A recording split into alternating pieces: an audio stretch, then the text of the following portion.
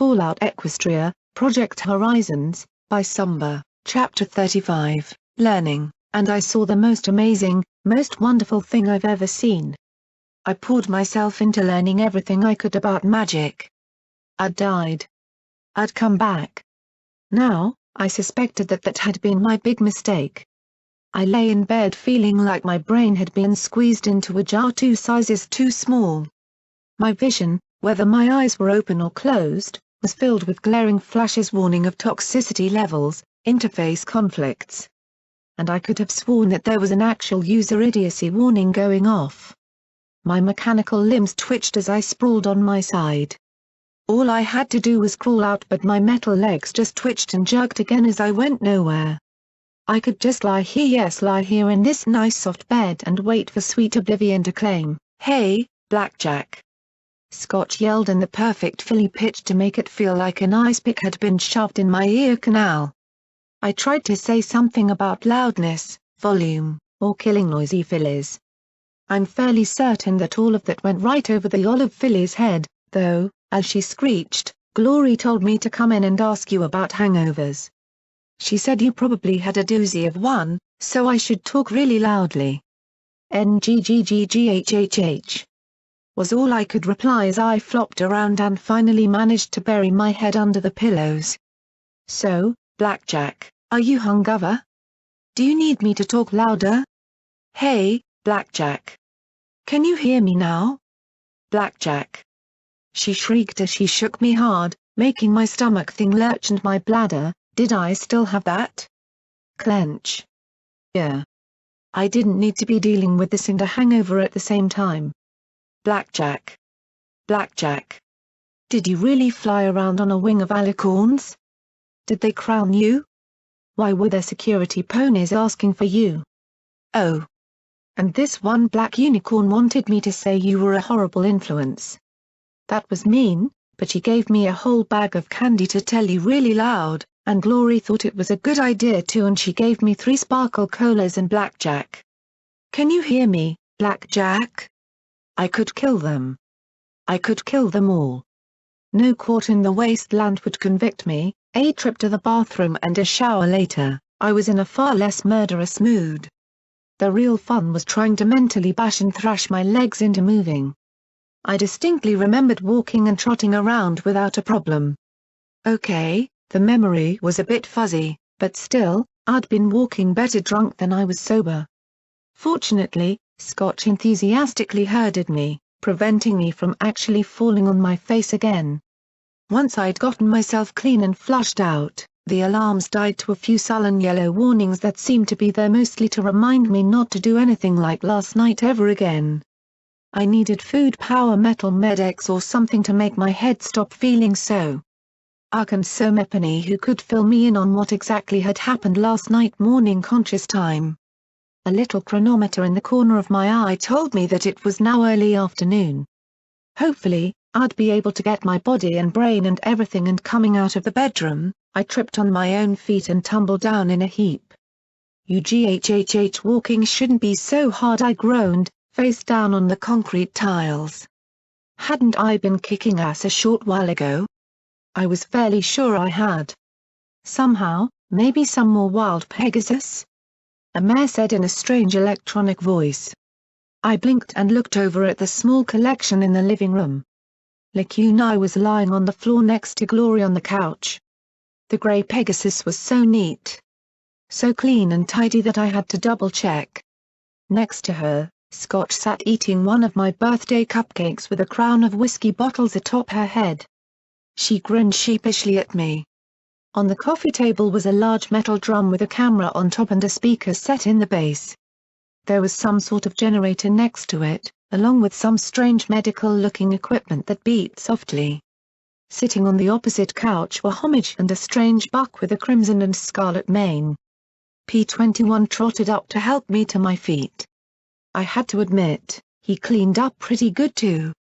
"I think she's had enough wild pea for one lifetime," Glory said with a somewhat stern smile that told me I was in a bit of trouble.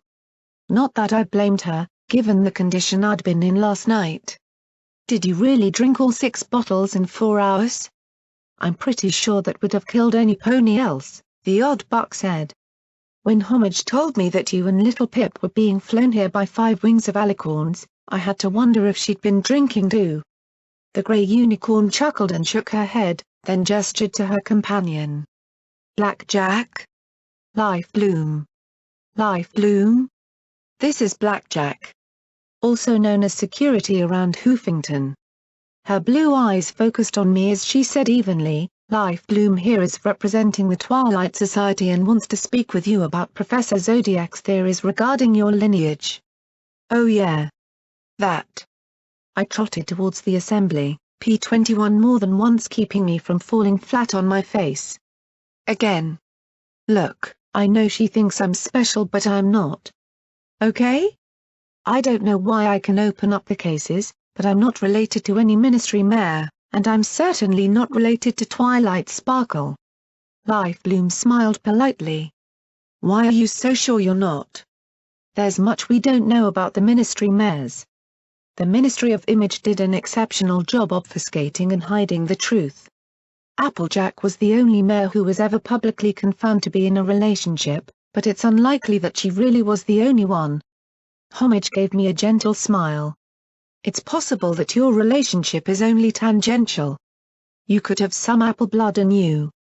That would explain the cases. She folded her hooves before her. It wouldn't explain Project Steel Pony being unsealed perfectly, buzzed the speaker on the can. While I agree that being Applejack's cousin might be enough to open a security case, it would not work for EC 1101. The fact that she's capable of interfacing with that program tells me that there's more to Blackjack than meets the eye. There isn't. Really.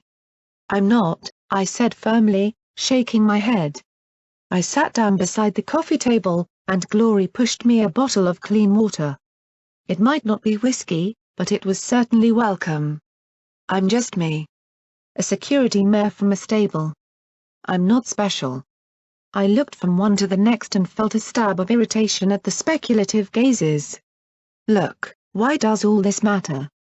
Why do you want to know so much? Quite honestly, many in my organization don't want to know, Life Bloom said calmly. You must understand that, for 200 years, the Twilight Society has been responsible for 10 Pony Tower and the secrets of the MAS hub. Many of my order believe this building to be the last remaining bastion of old Equestria. As such, they take anything to do with the MAS and its Ministry Mare very seriously. So what does it mean to the Twilight Society if Blackjack is related to Twilight? P21 asked pointedly as he looked at Homage and Life Bloom.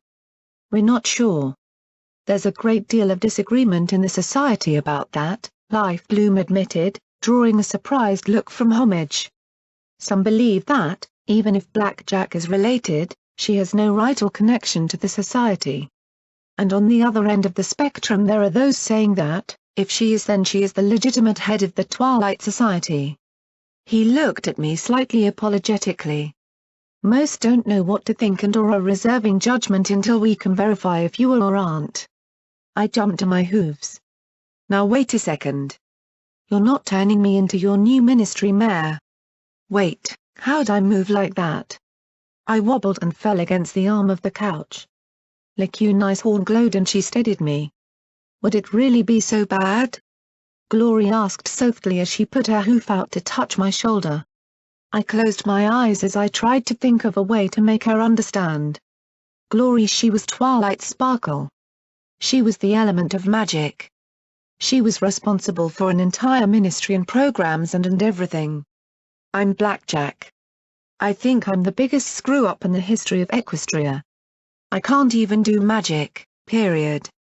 I said as I pointed at my dead horn. Neither could Twilight Sparkle, Life Bloom said evenly. Excuse me? All eyes were on the red and red-maned unicorn as he smiled. Twilight Sparkle didn't pop from the womb using superpowered magic. In fact, not many people knew it, but she was so bad at magic that she flunked out of magic kindergarten. I understand that there were quite a few magical mistakes made when she was young. She likely would have never gotten into magic at all were it not for her witnessing Celestia raising the sun.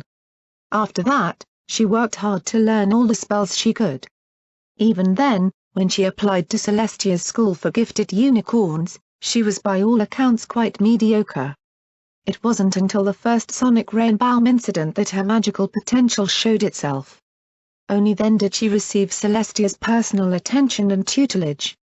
Even then, though, her magic was the product of a lifetime of hard work more than of her admittedly great natural talent. But I mean, I can't even do the simplest spell. All I can do is shoot things with my horn.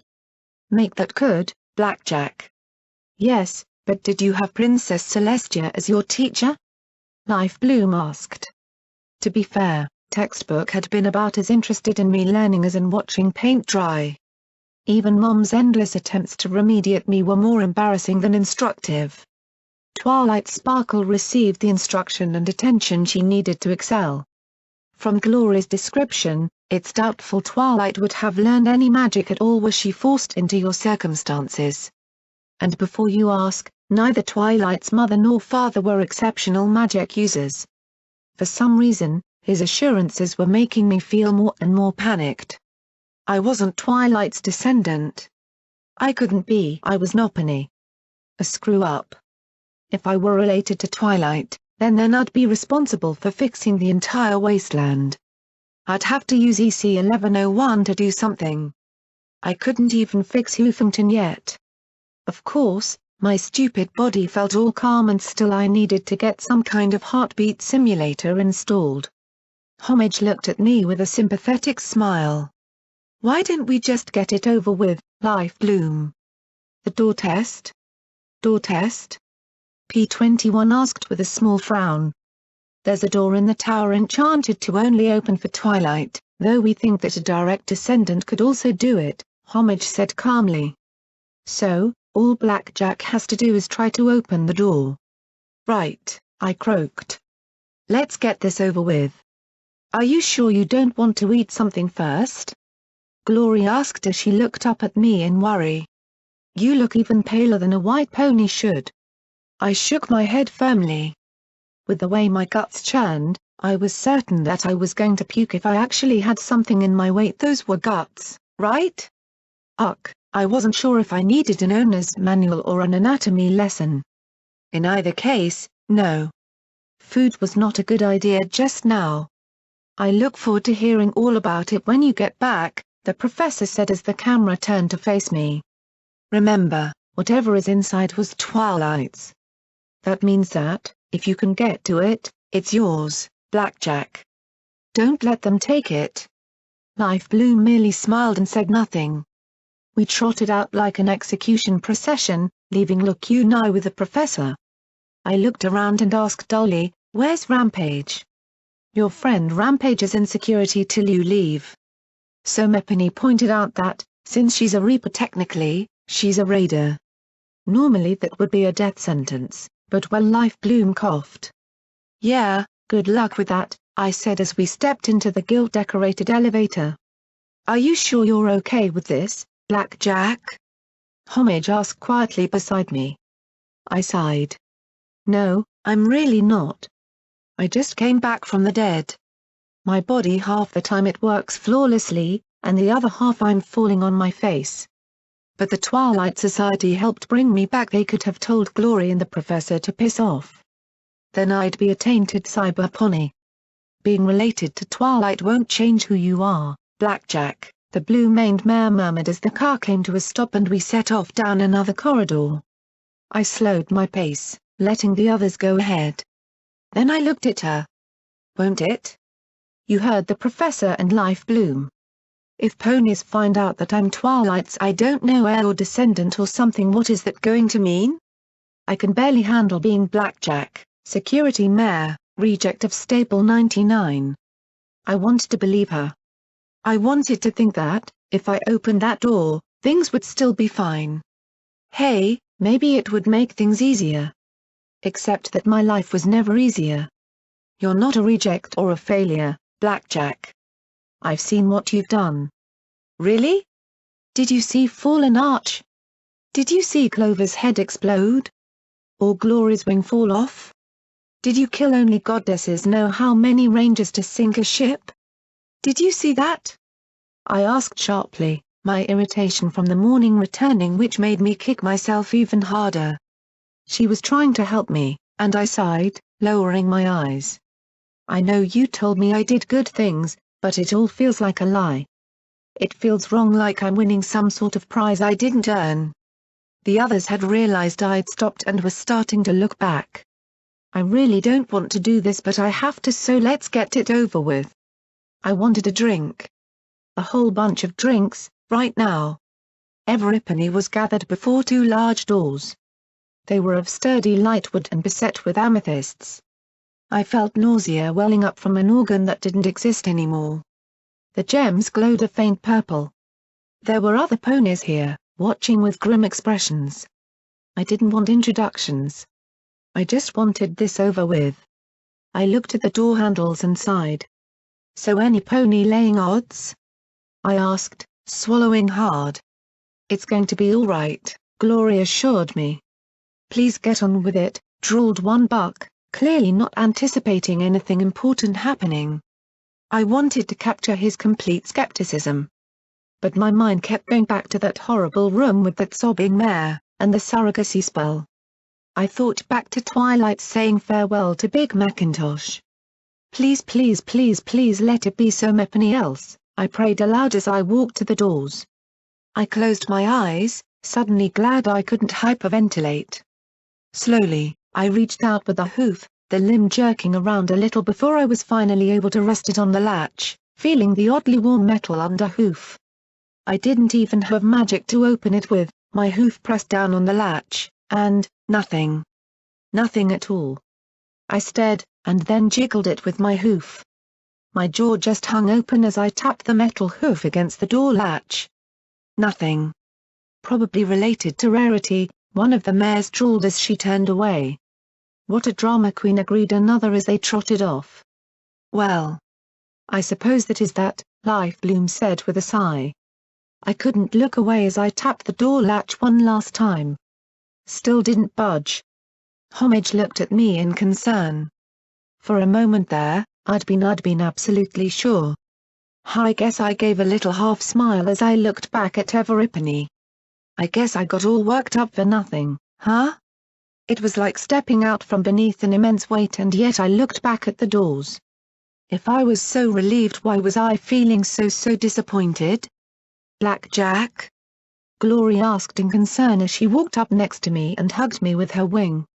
I closed my eyes, relief mixing with the bittersweet sense of failure.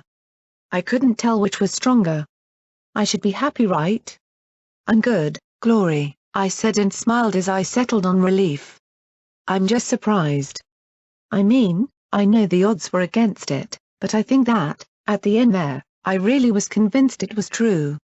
Hey, such an idiot. I made my synthetic lungs draw a deep breath, despite the little green O2 readout at the bottom of my vision, and looked at the others. So I guess I'm probably a cousin or something twice removed? I suppose. We may never truly understand the circumstances of your lineage, Life Bloom said, shrugging. Regardless, now that that's out of the way, would you care to see the rest of Ten Pony Tower? I laughed and nodded, feeling much better now that that nightmare was over. Scotch trotted on my other side while Homage and P21 came up behind, talking softly. I had to admit, seeing the agricultural chambers designed to grow contamination-free food was somewhat impressive, even if their output didn't come close to supporting even the population of the tower. Glory laughed in delight at the sight of the alicorn fountain in the library atrium, and Scotch burst with dozens of questions when she saw the DJ's broadcast room. Homage made her apologies for the DJ being out at that moment. Then we reached her. I couldn't even begin to pronounce what the grey unicorn called it, but it was pretty obviously a library. I couldn't imagine any pony being physically able to read all these books in one lifetime. Maybe P21 or Glory. Me, I doubt I'd read more than 10 books in my entire life. Just another reason why the idea of me being related to Twilight was such an insult to the former Ministry Mayor. Something on your mind?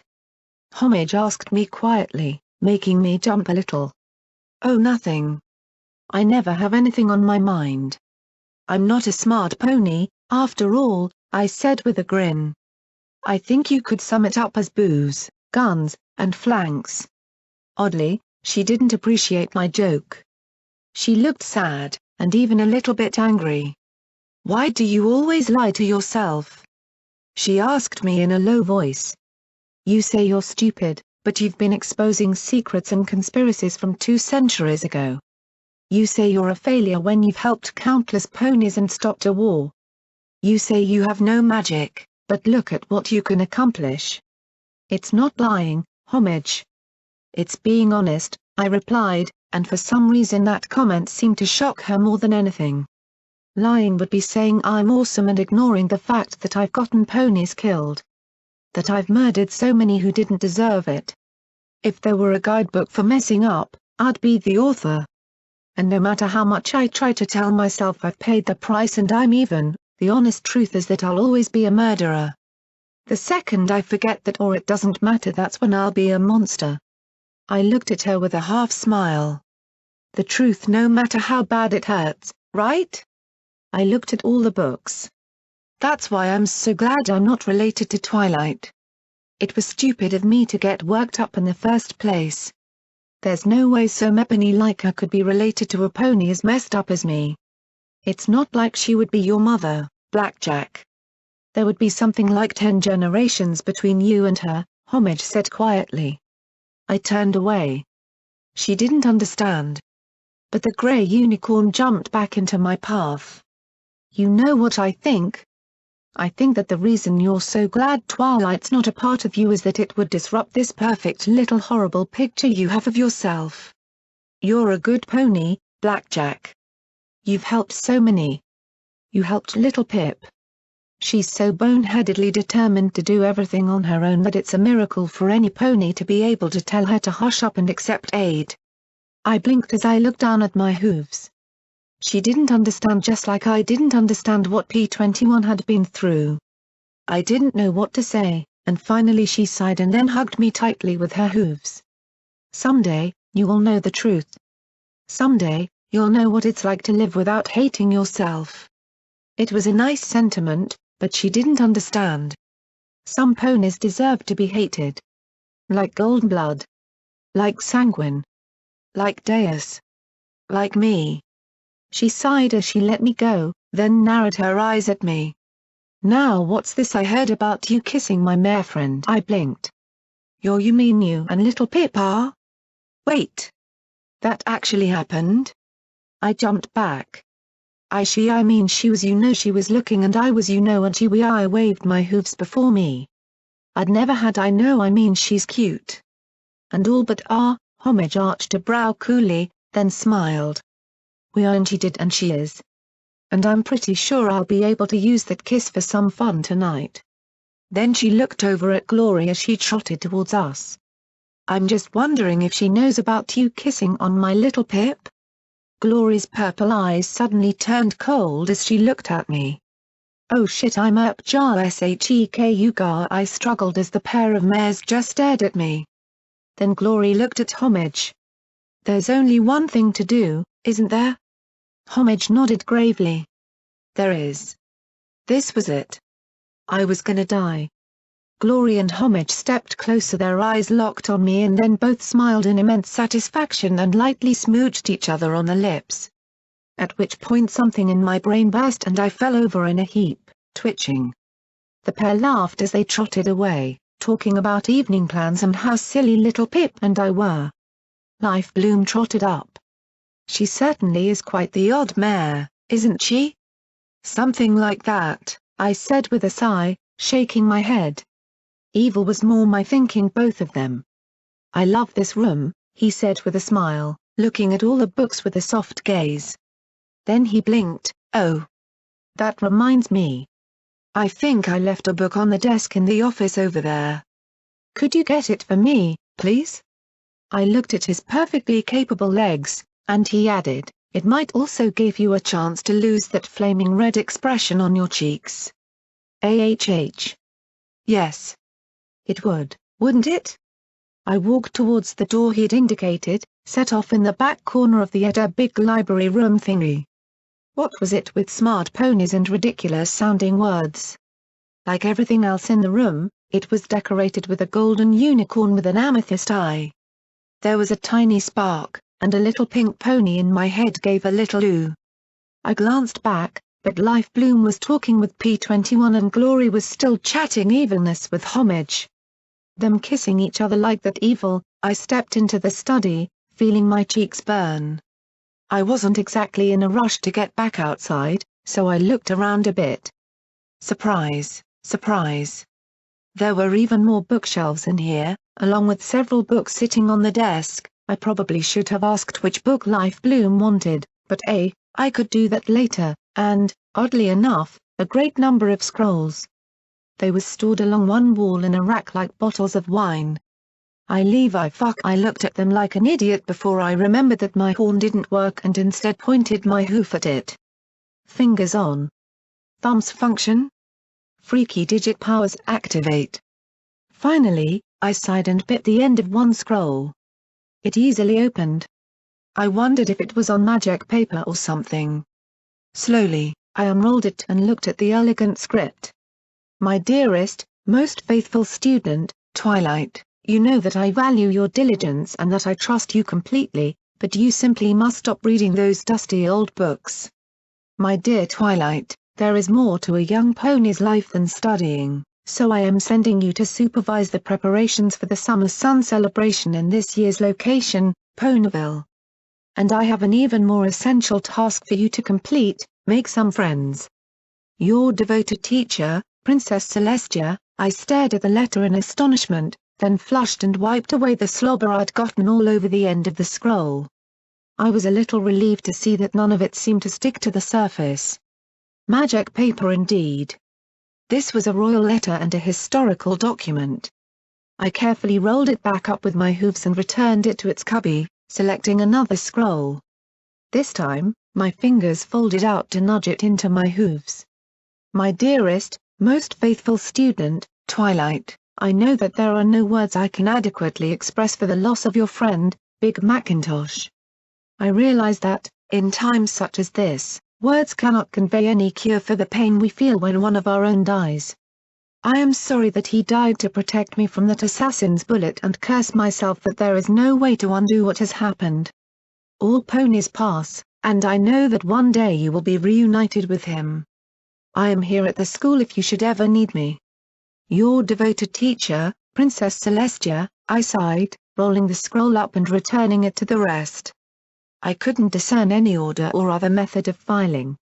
Twilight had probably had each one memorized. I pulled out one more. The dark silver ink and the look of the writing had a slightly cold tone. My dearest, most faithful subject, Twilight, we wish to express our profound dismay at the lack of progress towards the war effort. Have we not provided you with every resource of the kingdom to your ministry? Do you not have at your disposal the most brilliant magical minds of our time? Yet when we ask what is being done to counter the development of zebra balefire weaponry, we do not hear of our own weapons being devised but instead talks of ethics and discussions about if it is right to weaponize megaspals. You can be certain our enemies waste no time with such nonsense. We are sure your purification matrices and radiation nullification spells are admirable goals, but they will come to naught under zebra rule. We know your burdens are great, but, while we will do all we can to help you bear them, we must know that you are up to the challenge. We know that you will not fail us. You never have. Your benevolent monarch, Princess Luna. Wow. The contrast was night and day. Not at all what I'd expected from Princess Luna, but then, why had I expected differently? Luna was running an entire kingdom. If she failed, then the whole country would fall. Even if she won the war, there'd probably be a whole lot of ponies pissed off at her for every little thing that went wrong during the fighting. I frowned as I tapped the scroll softly against my lips. Luna. I suddenly realized that I knew almost nothing about what Luna actually did to run the country. The ministries took care of the war effort. The OIA took care of all the dirty business. So what was Luna doing the whole time? I knew more about Goldenblood than I did the monarch of the country. I sighed and shook my head. A smarter pony might be able to unravel all of this, I just shot things. Carefully, I put the scroll back in the cubby, walked to the desk, and started looking at the books on it. Maybe I could figure out which one was Life Blooms. Predictions and Prophecies. Elements of Harmony, a reference guide. And most curious of all was the book on top, Magical Exercises for Young Unicorns. I looked at a pen note sitting atop it. Dear Marigold, I'm sorry you've been having problems with tarot. While most unicorn fillies her age have started using their magic, it's not uncommon for there to be delays. I used to think that my horn was completely useless. Tell her not to be frustrated. This book should provide her with some exercises to get her horn working, as well as a few useful and interesting spells and notes she might find helpful. Your cousin, Twilight Sparkle, I sighed. I need you to get a book, Life Bloom had said. Very sneaky, giving me a book on rebuilding my magic rather than letting me kick myself for being a failure with a note from Twilight to my own ancestor, even. I sighed and slipped the book into my saddlebag. Okay. I get the message. Stop freaking out, cut out the self-hating, and start doing better. I get it. About time, the dealer rasped, and I spun, tripped, and fell on my back looking up at the old pony. His milky eyes stared down at me as he worked his cards. I thought they'd cut you out of my brain. I shouted as I thrust my hoof at him. Oh, I reckon there's more than enough left you're not using for me to hide in, he said dryly with a smile. Yeah, well, you missed your big chance. I couldn't open the door. I'm not related to Twilight, I said with a smile as I spread my hooves. Why should I care if you were or aren't? Makes no difference to me, he said as he turned a card with a picture of Twilight on it and flicked it at me with his hoof. Twilight. Applejack. Rainbow Dash. Rarity. Fluttershy. Pinkie Pie, he said as he flicked one after the next at me. I collected the cards in my hooves. They've all been gone 200 years. What do they matter? Why get worked up over corpses? I looked at the spread of cards and glared at him. Because they were good mares. They tried to save the country and do good things. They tried to do better. Even though they blew the whole damned world to hell? Well, so long as they tried, he snorted. I've known ponies whose fuck-ups killed millions. Trying doesn't mean shit. Consequences. Those are what matter. Twilight Sparkle and her friends tried, but they ran Equestria into the ground. Shut up. I said as I rose to my hooves. Trying matters. Even if they failed, there's something in making the effort. It's better than giving up. The 6 cards returned to his hooves. Pinkie Pie tried to make Everypony happy through drugs and eliminating bad memories. Fluttershy modified memories to change other ponies' very selves in the name of taking away pain and suffering. Rainbow Dash killed only goddesses know how many. Applejack made the weapons of war that killed millions, including her own brother. Rarity spun lies into truth and made deception into a whole new art form. And Twilight pursued one magic trick after the next, hoping to find one that would work. A foolproof spell to win. I flinched as he flicked the cards with his hoof again. And all any one of them had to do was quit. What? I blinked, staring up at him. That's all. One resignation. One. That's all it would have taken. Rainbow Dash quitting would have knocked out the Pegasus and forced Luna to surrender.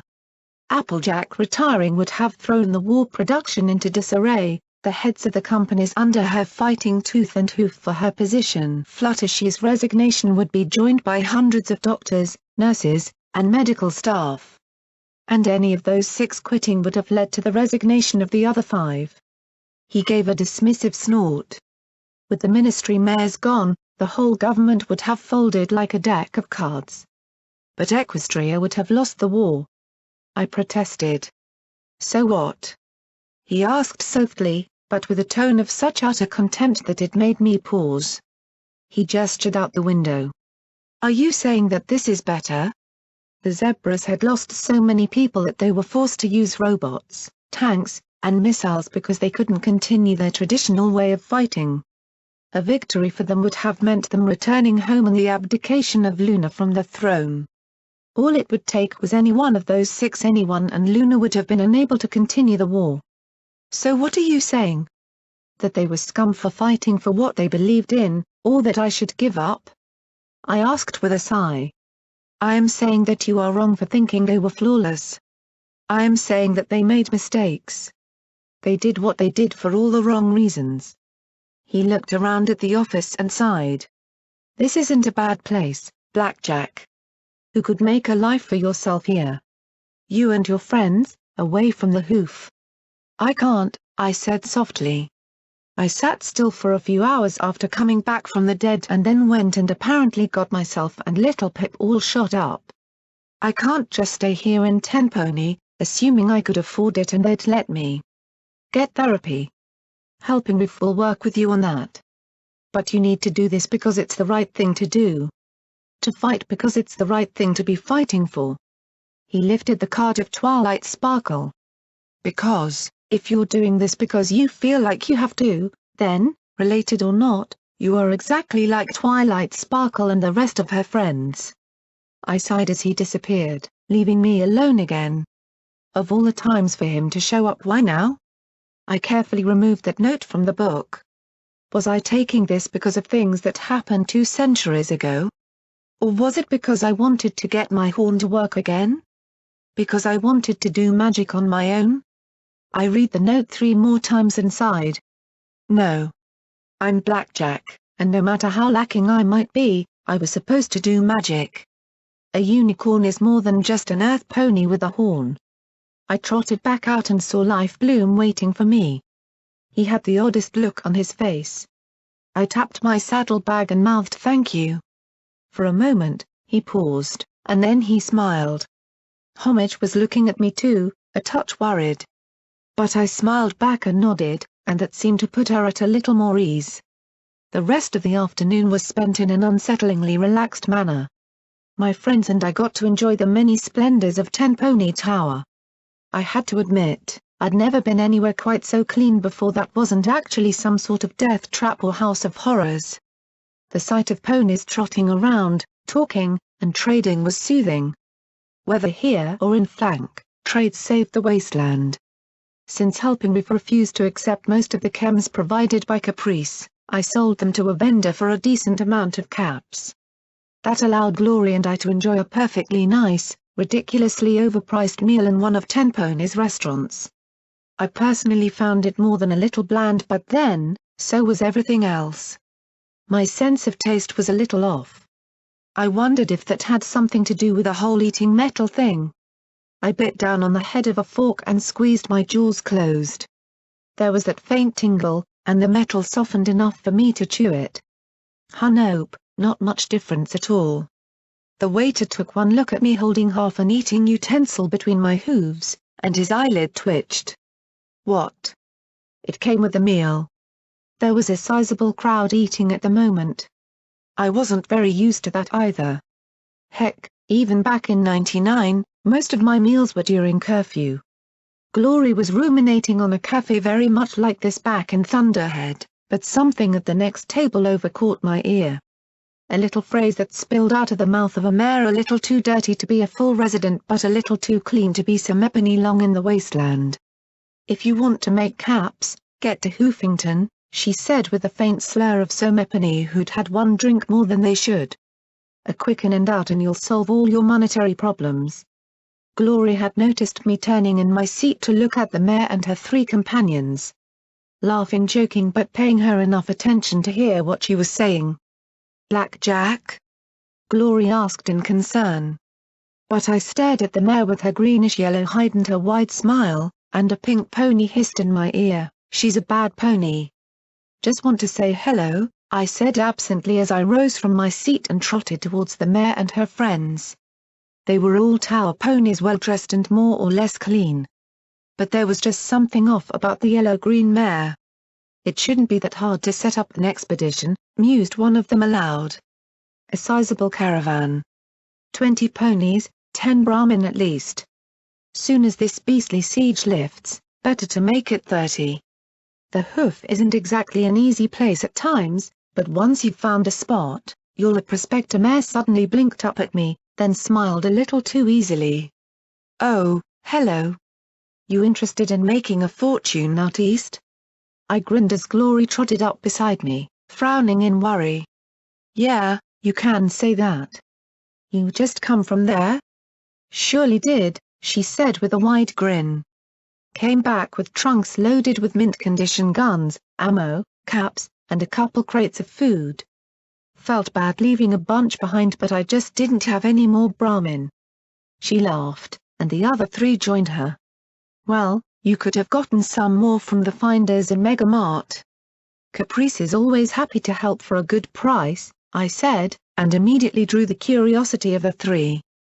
The prospector's smile turned a touch sickly. Well, if you've been there yourself, then you'd know it's sometimes hard dealing with her, no doubt. But, heck, I've had the roughest time with the finders. You ever get over to flank up in the north? I asked, feeling something tightening inside me.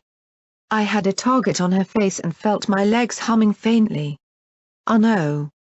I was more westish. She rose to her hooves. If you gentlemen would excuse me, so, by scrapyard? I asked with a grin as I jumped into her path. Great place for salvage. One of my favorites. Yeah, sure. She blurted as she tried to dart around me. Now get the fuck out of my... I might not have had a gun or weapon on me, but I certainly knew how to take down a mare. I grabbed a mouthful of the earth pony's greasy mane and jerked hard, pulling back and making her rear up as she yelled in response. I hooked my left leg around her waist and jerked, slamming her back to the table and sending the fancy meals dancing. Quick! Call security. One of the three bucks yelled. I'm right here. I shouted as I glared down into her fearful piss-yellow eyes. You're lying about coming from Hoofington. I know you are. What I want to know is, why are you lying? Get off me! She yelled as she struggled. I unfolded my fingers and closed them on her windpipe. That place is a death trap. Any pony that's been there knows it. I looked at one of the three. Did she mention anything about Enervation fields sucking the life from you? I looked at another. How about a plague that turns you into a cannibal? Or the wars and fighting? I looked down at her. There were ponies coming who were not in a good mood. I grabbed her in my synthetic hooves and slammed her against the table. So I want to know why. She coughed and gasped. They paid us. She yelled, and I released her enough to breathe properly. They paid us caps more gear than I could imagine. Gave it to us like it was garbage. Told us to go out. Find ponies and tell them to go to Hoofington. I retracted my fingers and she rubbed her throat. They found us after we fled. Gutterville said we could keep everything. Just had to say we came from Hoofington. There were others? I asked as 10-pony security arrived. She coughed as I moved off her. She didn't look well at the moment as she stared at me. They sent us out. Friendship City New Appaloosa here told us to tell folks Hoofington was rich and safe and... She jerked sharply, whimpering and holding her gut. Said to tell Everipany Hoofington rises. They who are they? I asked, but she clenched her eyes shut, shaking in pain as she curled up even more. Hurts, she whimpered as she rolled off the table and suddenly screamed. She rolled in agony, and her mouth puked a bloody foam. Everipany backed away except for me as I looked her over. Her stomach was undulating under her hide. Then there was a pop and her insides burst in a red rain all over us. One of the three lost his very expensive lunch. The rest of the lunch crowd was either screaming and fleeing or looking like their brains were fully tied up trying to explain to their eyes that what they'd just seen could not possibly have actually happened. I looked at Glory, who was staring with mixed horror and interest. The dealer had said we could leave the hoof behind. That we could have a normal life away from that cursed city. Maybe we could, but now it looked like the hoof was drawing more ponies to it. We need to get back home, I said grimly.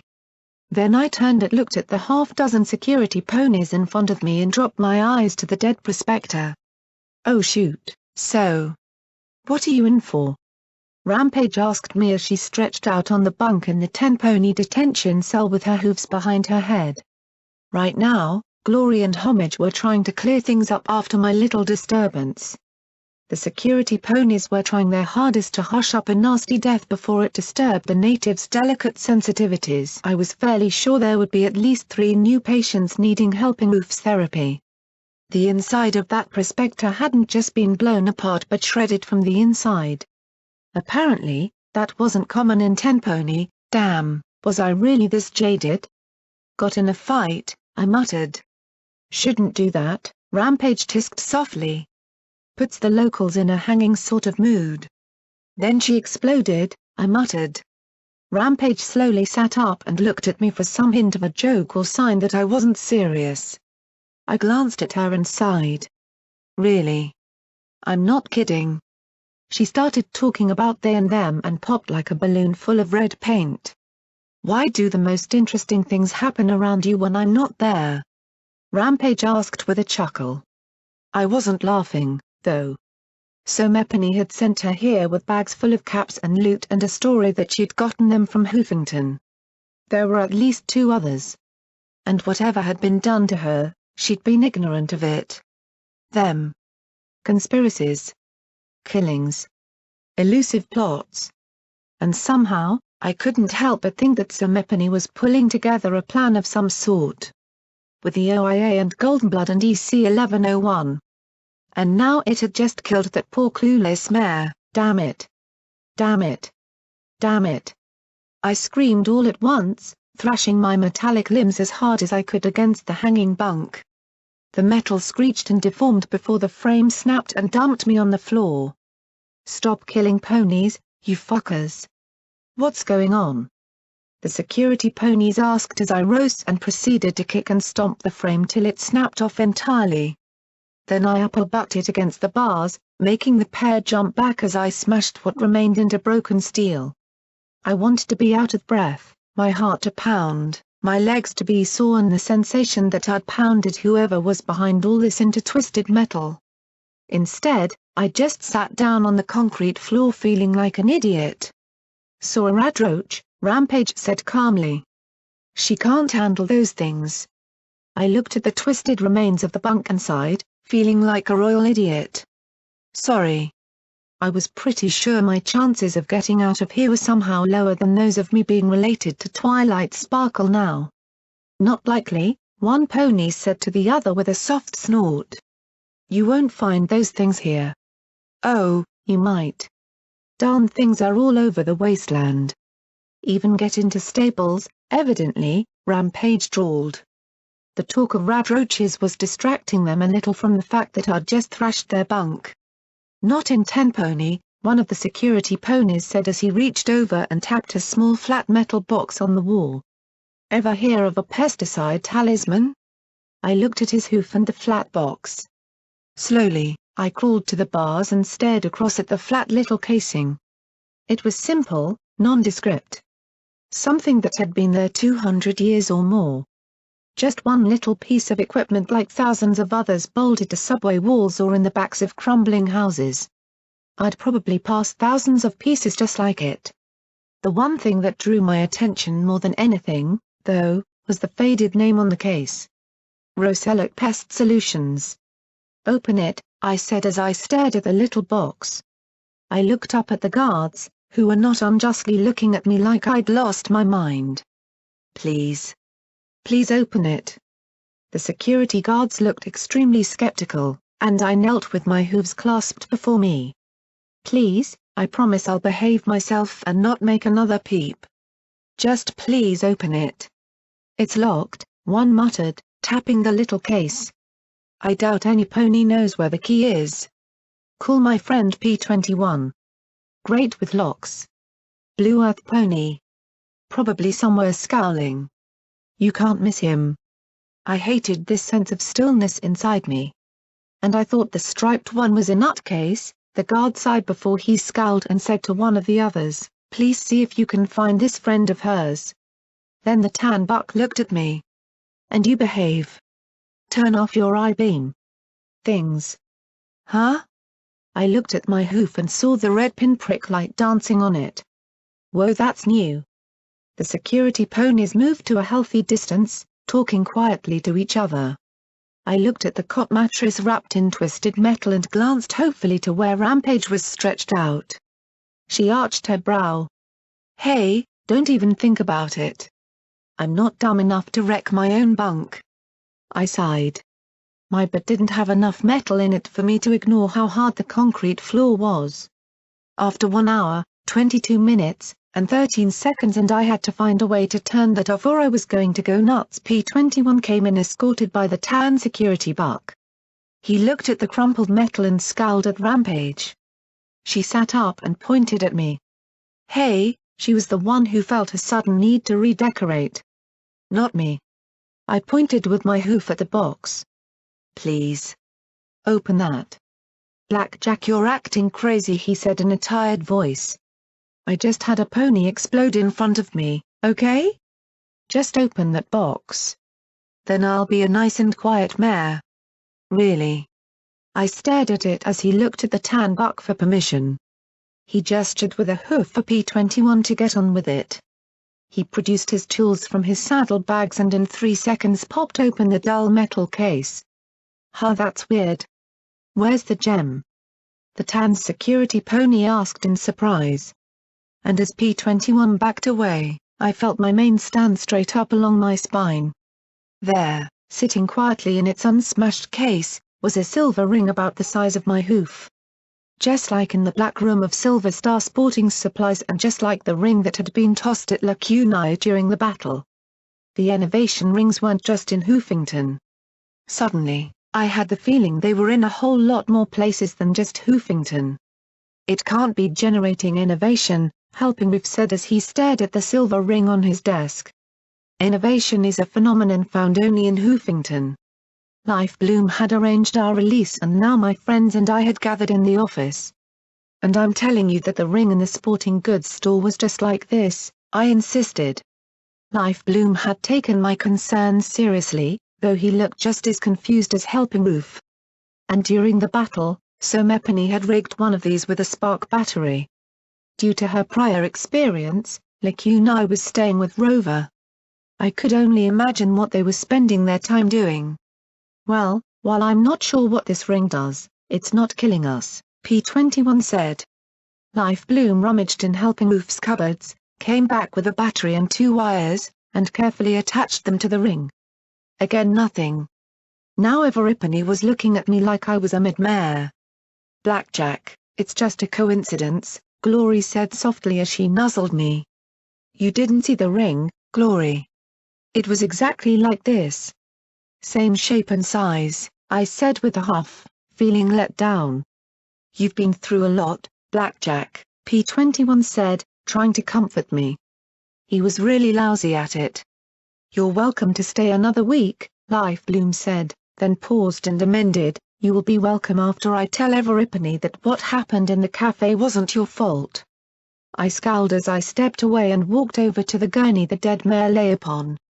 He gave a sigh of frustration. Clearly, me relaxing and calming down was in the script. What about her? I asked as I pointed with a hoof at the dead mare. There was a look passed between Everipany, and finally, with a reluctant sigh, Helping Roof trotted to the gurney. Rusty. We confirmed she was in Gutterville before it was destroyed, Helping Roof said. I was glad he didn't show the body. Whatever happened to her, it was like a grenade went off inside her. But her major internal organs were all destroyed. It was as if she was torn apart from within before detonation. The 10 pony bucks looked spooked, but I shared a look with my friends. This wasn't even a bad day in the hoof. Still, there was no missing the concerned looks being traded. Blackjack was now half synthetic. Blackjack had spent 3 days brain dead. Blackjack was attacking strange mares who exploded. These were not signs that Blackjack was okay. I closed my eyes, took a deep breath, and paused briefly to mentally thank whoever had left me the ability to do that. I know I've been a little off since I've come back. I mean, the whole drinking thing, and then the test and the fight. But there's something bad going on in Hoofington, and I can't shake the feeling that it's other places too.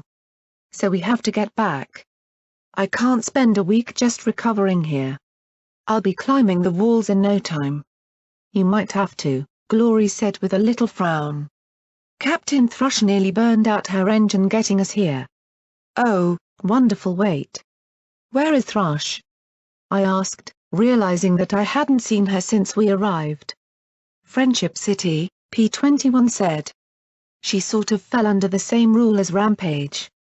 Raider activities. And who knew how far away that was? The idea of being stuck here was starting to creep up on me. I hated waiting. I needed to act. To get things done. Otherwise, I was going to start thinking. I thought they called that looting and pillaging, Scotch Tape commented as she fooled around with helping Oof's little air-light thingy. The filly had gotten her hooves on a lot of loot and plunder herself, no surprise when you come from a stable where 90% of the property is communal and then go into the wasteland where you owned whatever you found. Aren't you supposed to be in school? Glory asked. School? I frowned in confusion. Boring pony thinks I'm a kid, so she enrolled me in some stupid school thing they have here. Glory nodded grimly. It's important every young filly get a quality education. Education, Scotch Tape snorted. It's boring and stupid. I told them how to strip and rebuild a steam gauge assembly. They were making sand art from colored sand. Her tone left no confusion at all about how she felt regarding that little enterprise. I told them the only sand I ever played with was in a high-pressure nozzle stripping rust and old paint from parts. So, no colored sand cutie mark then? I asked with a smile. Her green glare informed me that rusty parts weren't the only thing she could sandblast. I grinned. We could call you Sandy. Scotch growled and tried to tackle me. She goes from a warning about an Enervation device to insisting on getting back to Hoofington to teasing a foal about her cutie mark. Life Bloom murmured. The fact was that teasing Scotch, who was finding out that biting mechanical legs wasn't very effective, let me think on the other two. The discovery of a silver ring here in Ten Pony had panicked me, but now there wasn't much I could do. Why it wasn't causing the eye-bleeding mind screams was beyond me. But if they were in Ten Pony, then I knew they had to be elsewhere too, and the fact that they weren't projecting Enervation now didn't mean that they couldn't start. Getting back to Hoofington, though, was in the short term a more troublesome problem. As I kept my hoof on Scotch's head, pushing her back as she swung her front hooves wildly at me, I thought of our options. One, going on the Seahorse, which would be delayed for many days due to the damage. Walking would be even slower, and I didn't relish the idea of hoofing it clear across Equestria with a Reaper and a purple alicorn anyway. I had no idea how to contact Ditsy to go by air. Maybe, then that thought was lost as Scotch Tape pulled away and I fell flat on my face, not because my brain didn't know how to work my legs, but because one of my legs wasn't there. The filly was trotting away with my right foreleg in her mouth. How the heck had she taken the thing off? I scrambled back up on my 3 remaining limbs. You bring that back! I yelled as I staggered after her. Come and get it, Queen Stubby. It may be possible, Lacunai informed me after I was whole once more. I tried to see how she'd taken it off with just a little wrench. The idea that my foreleg was attached by 3 pins and a half-dozen nuts and some cables was more than a little concerning. We are outside Hoofington's Enervation field. We can bring more resources to bear. And in return, you will go to Hippocratic Research and get Chimera for us. I didn't know if it was being outside the city that gave her the goddess talk or if the hive mind was once more connecting to her. Yeah. I won't trade EC-1101 for it, but I think it's time I took that project out of Sanguine's hooves, I said, popping a ruby into my mouth. As soon as I closed my jaws, there was a tingle and the sweet, slightly spicy flavor trickled down my throat as it was liquefied. I washed it down with a sparkle cola. Rubies were spicy, emeralds tasted like spearmint, sapphires like peppermint, amethysts were fruity, citrons tangy aside from your local dragon, who knew? Oh, and rocks tasted like mud. Thank you, Lacunai said quietly. I looked at her and thought about what little Pip had said about mind-reading monsters. Can I ask you something? What's it actually like to read a mind? I mean, do you look at a pony and just know everything they know? She looked at me curiously and with a touch of amusement. Oh, no. It is like staring into a pool of water. The most immediate and active thoughts are on the surface. They flash and flicker before our eyes. This morning, your thoughts were all of inebriation. Deeper thoughts are like fish far within the pool. We may see them, but we do not immediately truly understand their meaning. It takes a great deal of time and effort to extract a memory and understand it. Like she'd done when I was asleep weeks back. I shivered a little. Sorry, but that's just creepy, Lacuni. The purple alicorn smiled sadly. We are quite used to that sentiment, Black Jacket, is because of that there are so very few capable and willing to help us freely. I sat sucking on the ruby for a while. Is this coming from the goddess or Lacuni? Yes, she replied with a small smile. We wish only what is best for Equestria. We understand that few others can accept this. Equestria is as it is, and it is foolish to deny it. Talk and dreams of fixing and restoring Equestria to as it was before the war are a waste of time. So? I replied with a smile. If you break it down, anything that's not putting food in your stomach or breeding is a waste of time. Reading books. Doing magic. Fixing things. If we only did things that mattered to our survival, it would be a really boring world. I reached out with my fingers, grabbed an opal, and tossed it in my mouth. Milky. Let me ask ya this: say the world were fixed, could you all of you exist in it? Of course. We can adapt to any environmental condition, the purple alicorn said primly. But we thrive in a world that is rich in ambient arcane magic. Also known as, the radiation that killed any pony not a ghoul or alicorn. So you're saying that, even with wings and a horn and the intellect and souls of who knows how many ponies, you still have to have the deck stacked in your favor? Ponies who join in unity will survive forever in us, she insisted. Personally, I was a little skeptical of forever. No doubt, but why not coexist? There was a long pause at that. Have you heard of something called Gardens of Equestria? She asked politely. I felt a cold frisson run down my spine and prayed that my mane wasn't standing on end. I looked Lacuni and the goddess in the eye and hoped she wasn't reading my mind right now as I lied through my teeth. Gardens of what? Like Chimera, it was one of the OIA's secret projects. Somehow, Goldenblood stole staggering amounts of materials, equipment, and arcane supplies for an unknown and unapproved project. Several sub-projects were carried out right under Twilight's nose, some in this very tower, under the pretext of purifying magical waste or nullifying magical radiation. She had no memory of approving their development. When it was discovered, Luna was furious beyond compare. For Goldenblood to work on such a thing rather than pursue the war effort, well, she sentenced him to be executed for his crimes. She what? I stared at the alicorn in shock. Oh, yes. Apparently, it was designed to restore Equestria in the event of magical catastrophe. The mere implication of such a catastrophe was intolerable to Princess Luna. How dare her subject suggest imminent destruction would claim the kingdom? More to the point, his unwillingness to say what Gardens did, where it was, how it worked, these were all a fundamental betrayal of the princess's trust. Lacuni sighed. Ironically, the very next day, the bombs fell. So why would the goddess care about this Gardens thing? I asked as casually as I dared. We doubt it was ever completed or worked. Else, why hasn't it been used?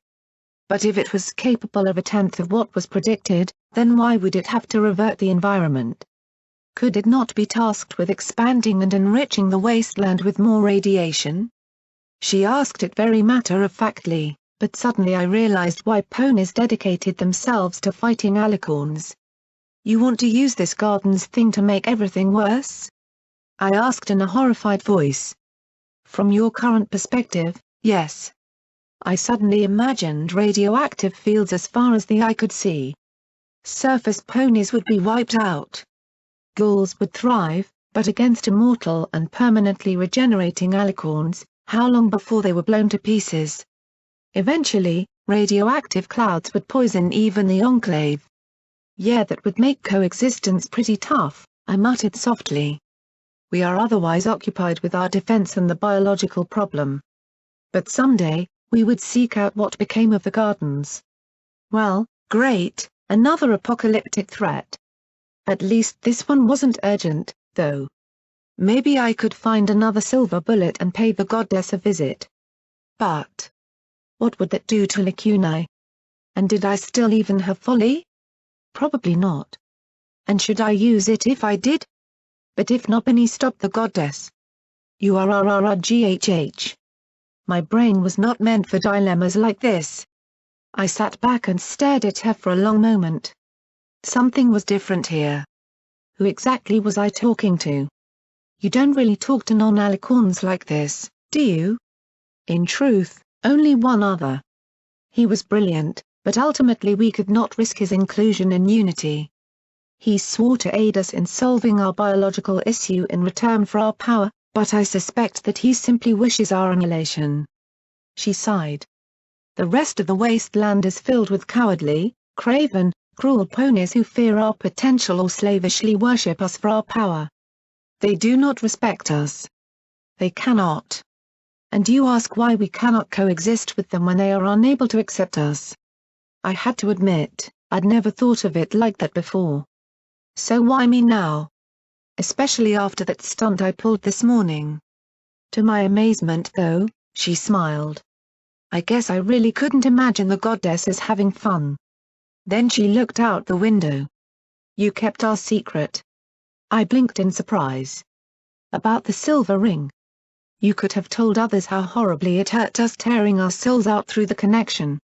You could have informed the tower. They would have been far more interested had you shared that fact. Or told your friends. Or that diminutive little, she snorted sharply. But you didn't. Nobody realizes just how terribly that hurt us, save you. To be honest, it had slipped my mind. You might have noticed I'm not the sharpest knife in the drawer. Oh, we have. Indeed, it is unmistakable and somewhat terrifying how unintelligent you are. Well, thanks. And yet, you did us a favor and made yet more. You do not hate us. Do not kill us. And, while we may quibble about certain things, we feel you are decent. You do not care if a pony is Surfacer or Pegasus, alicorn or ghoul. That is commendable. Well, if there'd been alicorns all over Hoofington fighting me, perhaps I'd have been different about it. Lacunae had made things easier.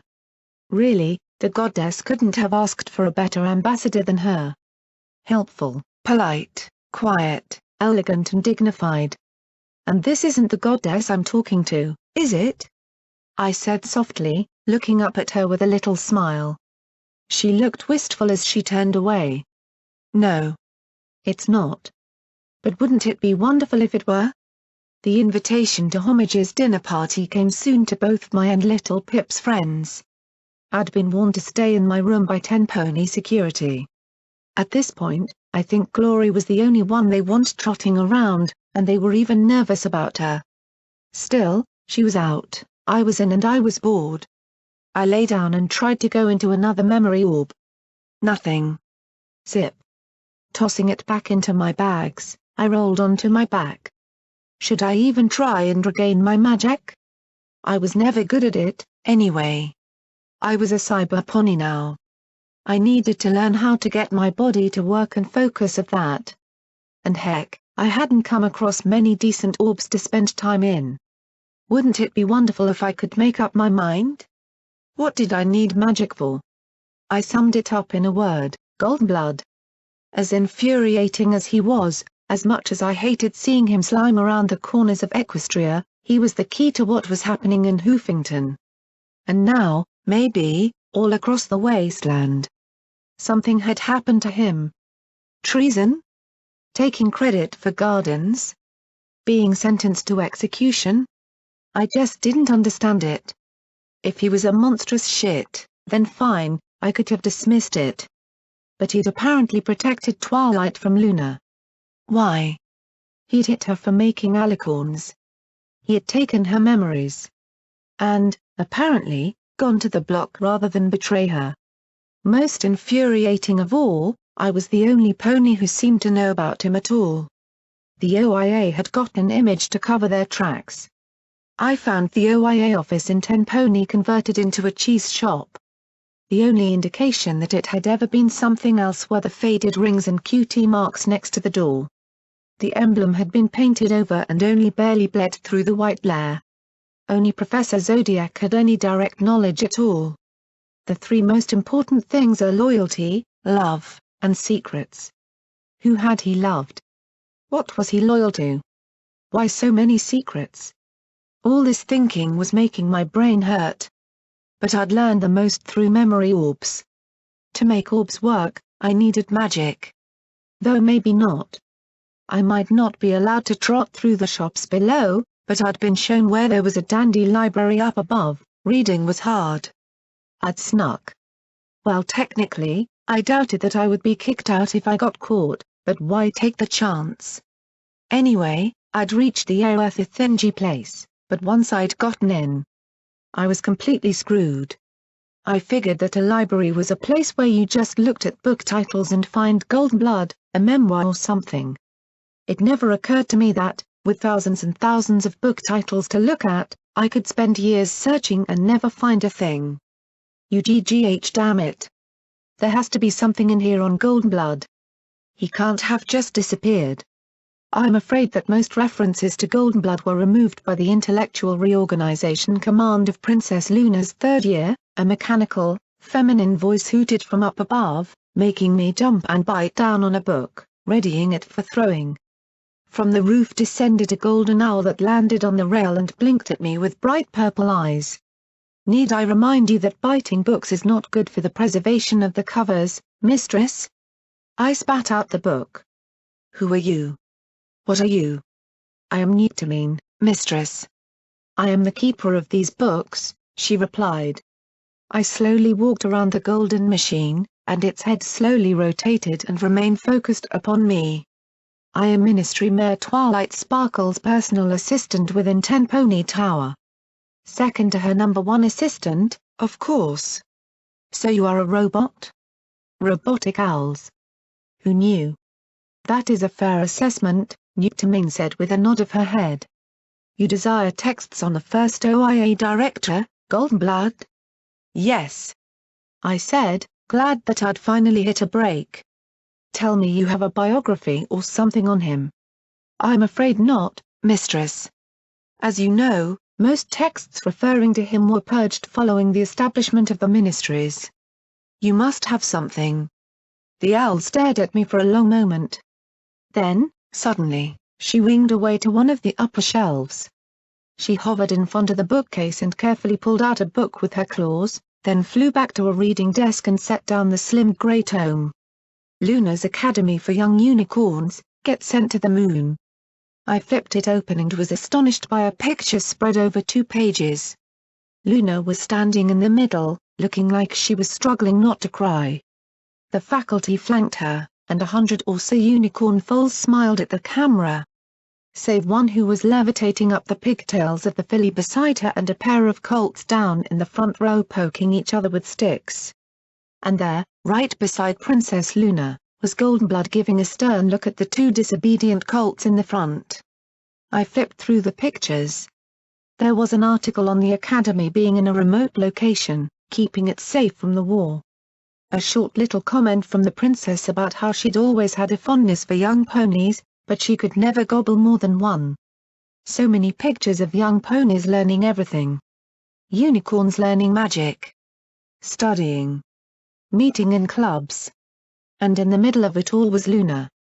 Luna smiling. Luna teaching. Luna looking happy and useful and loved. The photographs of Golden Blood were much more difficult to find. The pale buck might not have been ravaged by poison, but he was still more homely than handsome. Most of the pictures caught him while he was asleep in an empty classroom or staring out of one of the stained glass windows. Professor Golden Blood, History, Culture, Literature, and psychological studies read the caption. There was one picture of him surrounded by a half-dozen colts and fillies. The desk in front of him was covered with rocks of all types. Little Horn Rock Club read the caption. A rock club? Really? What did they talk about? The merits of igneous rocks? Which rock was stripier than the others? I looked at his hoof resting on a strange fossilized bug. Next to it was a strange twisty stone. Hoofington meteorite read a tiny tag beside it. A unicorn filly and, most curiously, a Pegasus colt, both looking far too alike to be a coincidence, held up an enormous geode filled with gems. But more than that. Goldenblood looked happy. Tired. Guarded. Older than he probably was, but still happy. From the few other pictures, I gathered he had been the strict teacher. I noticed a young black unicorn mare, a teacher's aide, it looked like, behind him and stared for the longest time. She might not have been in a uniform, but there was no denying that that mare was none other than Sam. I flipped through a second time, picking her out in the background. Again and again. She was almost more elusive than Goldenblood. There were pictures of him with the princess, the pair talking and laughing. A picture of him lecturing a filly with a masked cutie mark who was trying her hardest not to laugh as Luna made faces behind his back. A picture of the princess drawing a moustache on his face in black marker as he slept. "I need you," she'd said to him as he lay dying in the hospital. He had been more than just Luna's political advisor, he was Princess Luna's friend. And then, a dozen years later, she was ordering his execution. Loyalty, love, and secrets.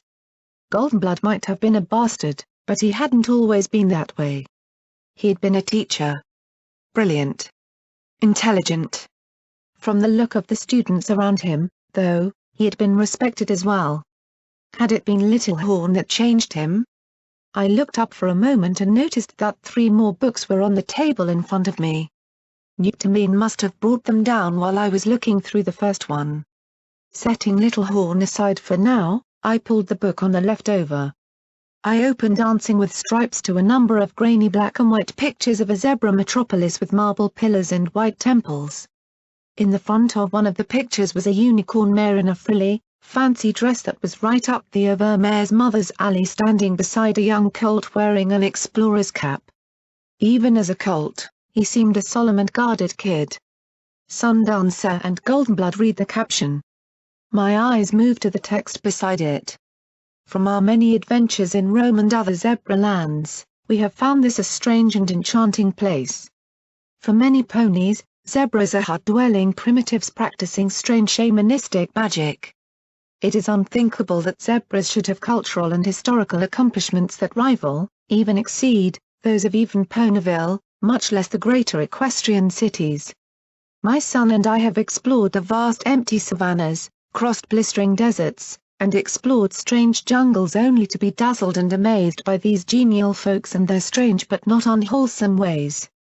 While ponies can easily separate ourselves into groups of earth pony, unicorn, and Pegasus, zebra affiliation is far more tribal and fragmented into herds and bloodlines stretching back to antiquity. Some, like the Zinguri, wander far and wide collecting lore and stories to bring back to their ancestral lands. Others are far more cerebral and mystic, like the elusive Atu, who blend hoof fighting with meditation and spiritualistic behavior. The properly are every bit as urbane as the most sophisticated Cantalochen pony, placing great stock on law and education. Indeed, a traveler can find as much difference between an Atari and Lescatique zebra as between a Pegasus and a unicorn.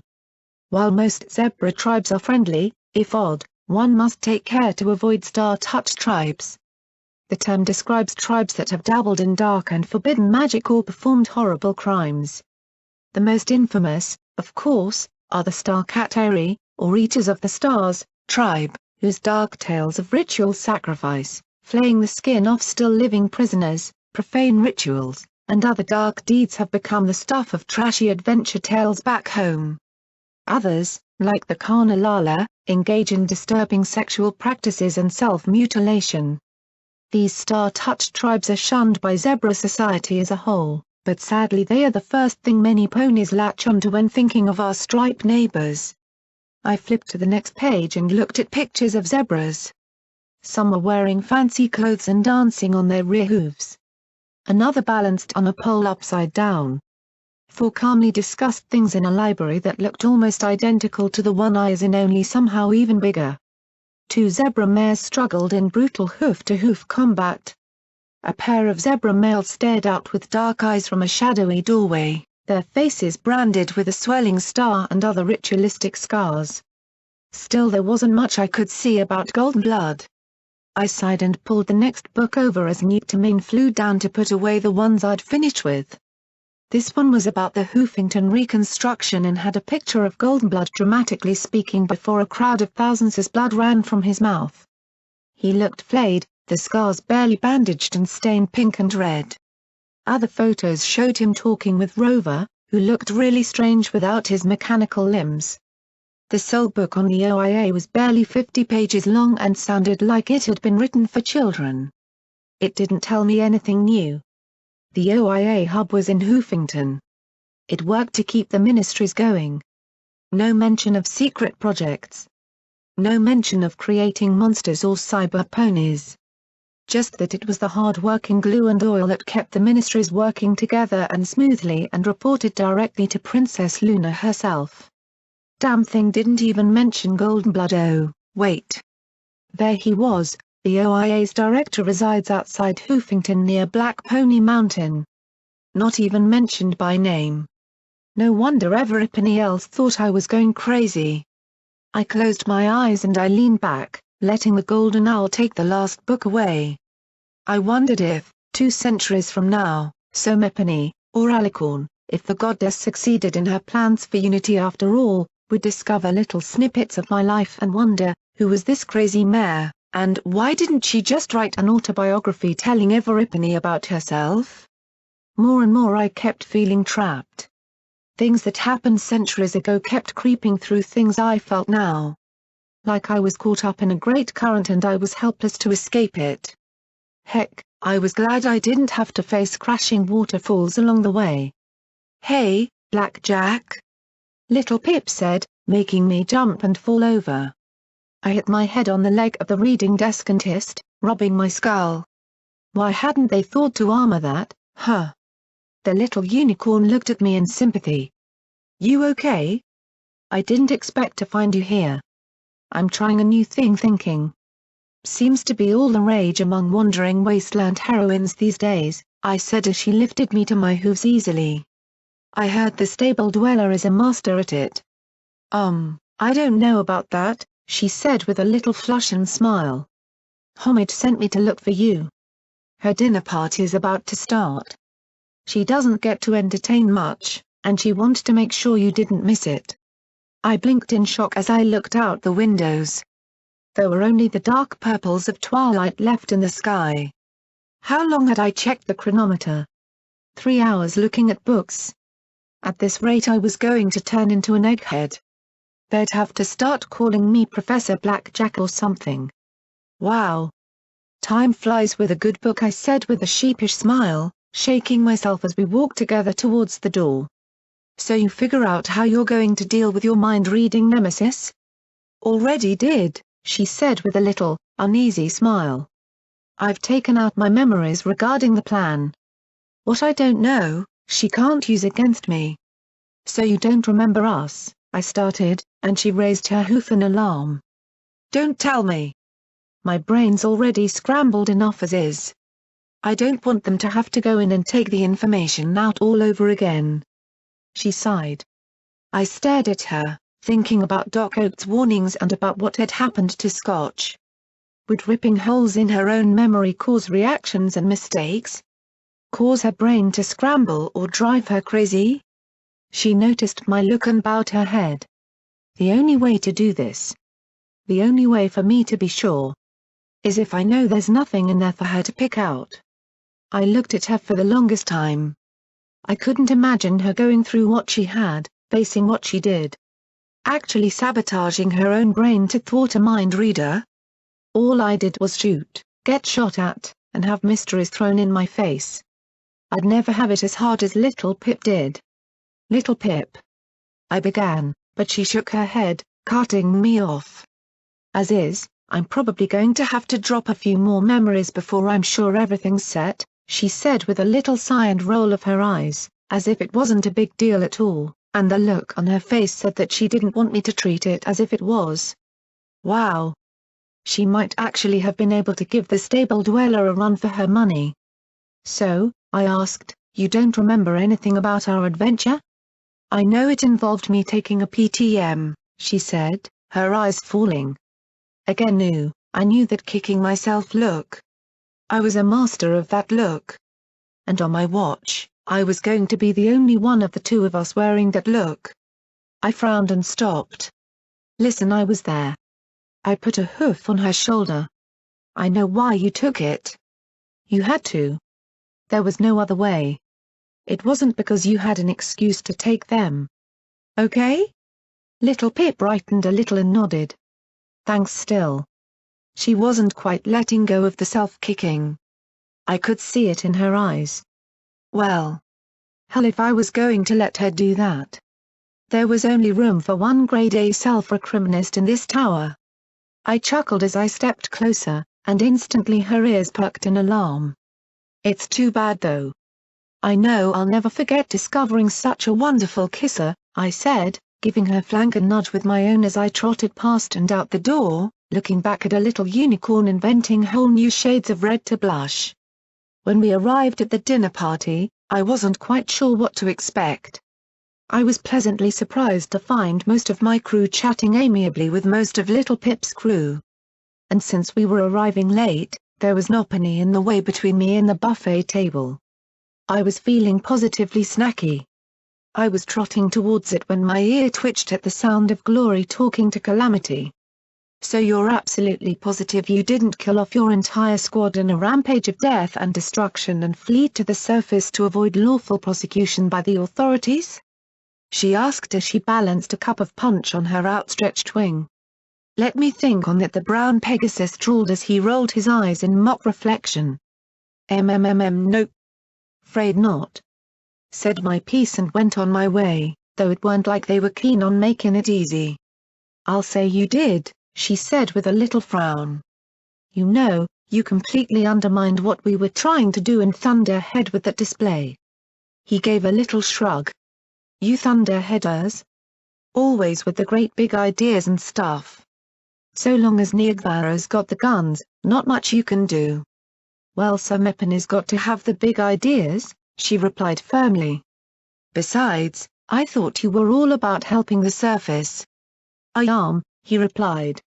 But sending down some healin' supplies and taking some food back ain't helpin'.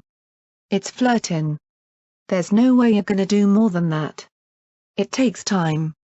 You can't just do it all at once, Glory protested. Sure.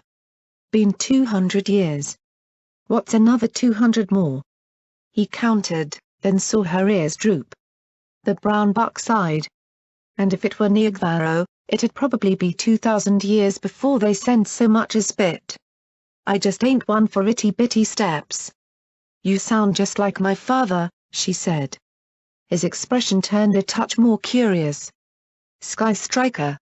He's your father? He blurted, then stared at me, then at Glory's missing wing, then back at me. Land sakes. He's gonna take off your head when he finds out you broke her.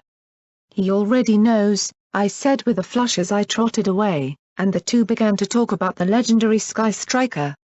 Anyway, if he wanted to kick my tail, he'd have to come down here and get it. No way I'd ever be heading to Thunderhead anytime soon. Moving around, I spotted Scotch Tape seated next to a giant green flaming bird. Given that Nopany in the room was alarmed at this, I assumed it was some sort of pet.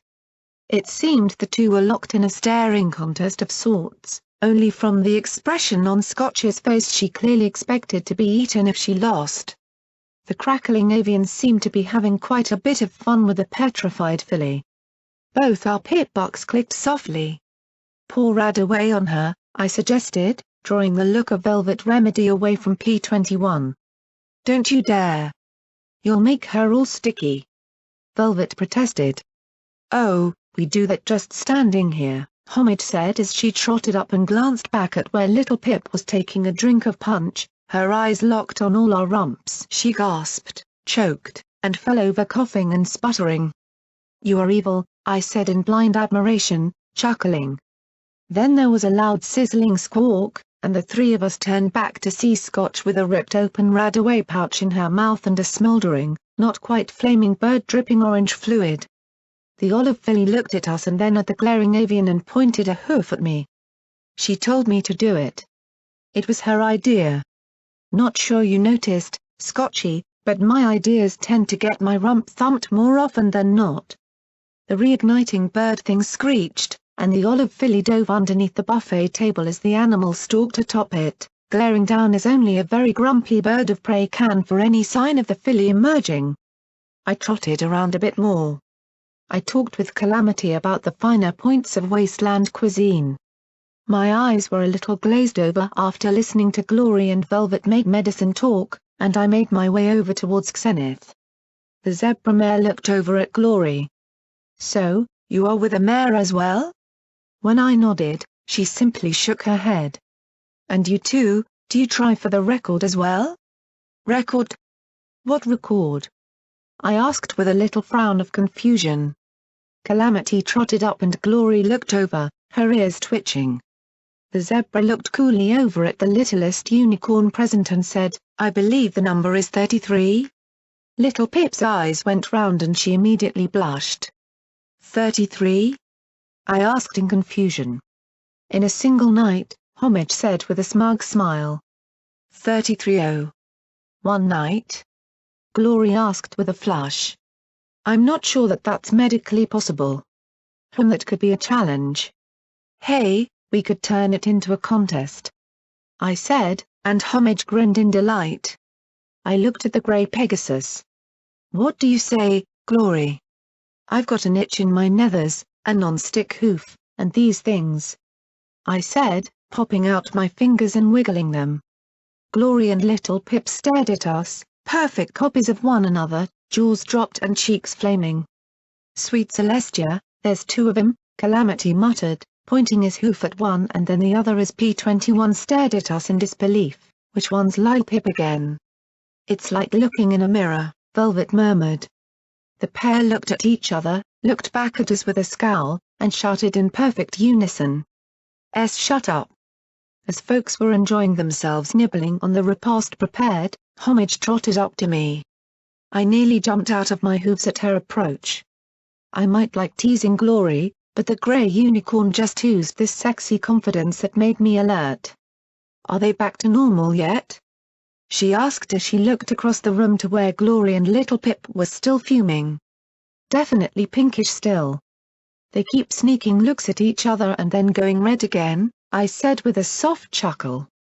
They're adorable," she said with a shake of her head, then looked at me with an arched brow. "You seem to handle it a little better. Told you about 99, right?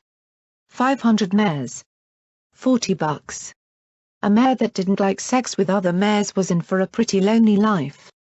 "Little Pip would have loved it there," Homage said softly, but I sighed as I watched her. I knew better. No, she wouldn't. Daisy would have picked on her.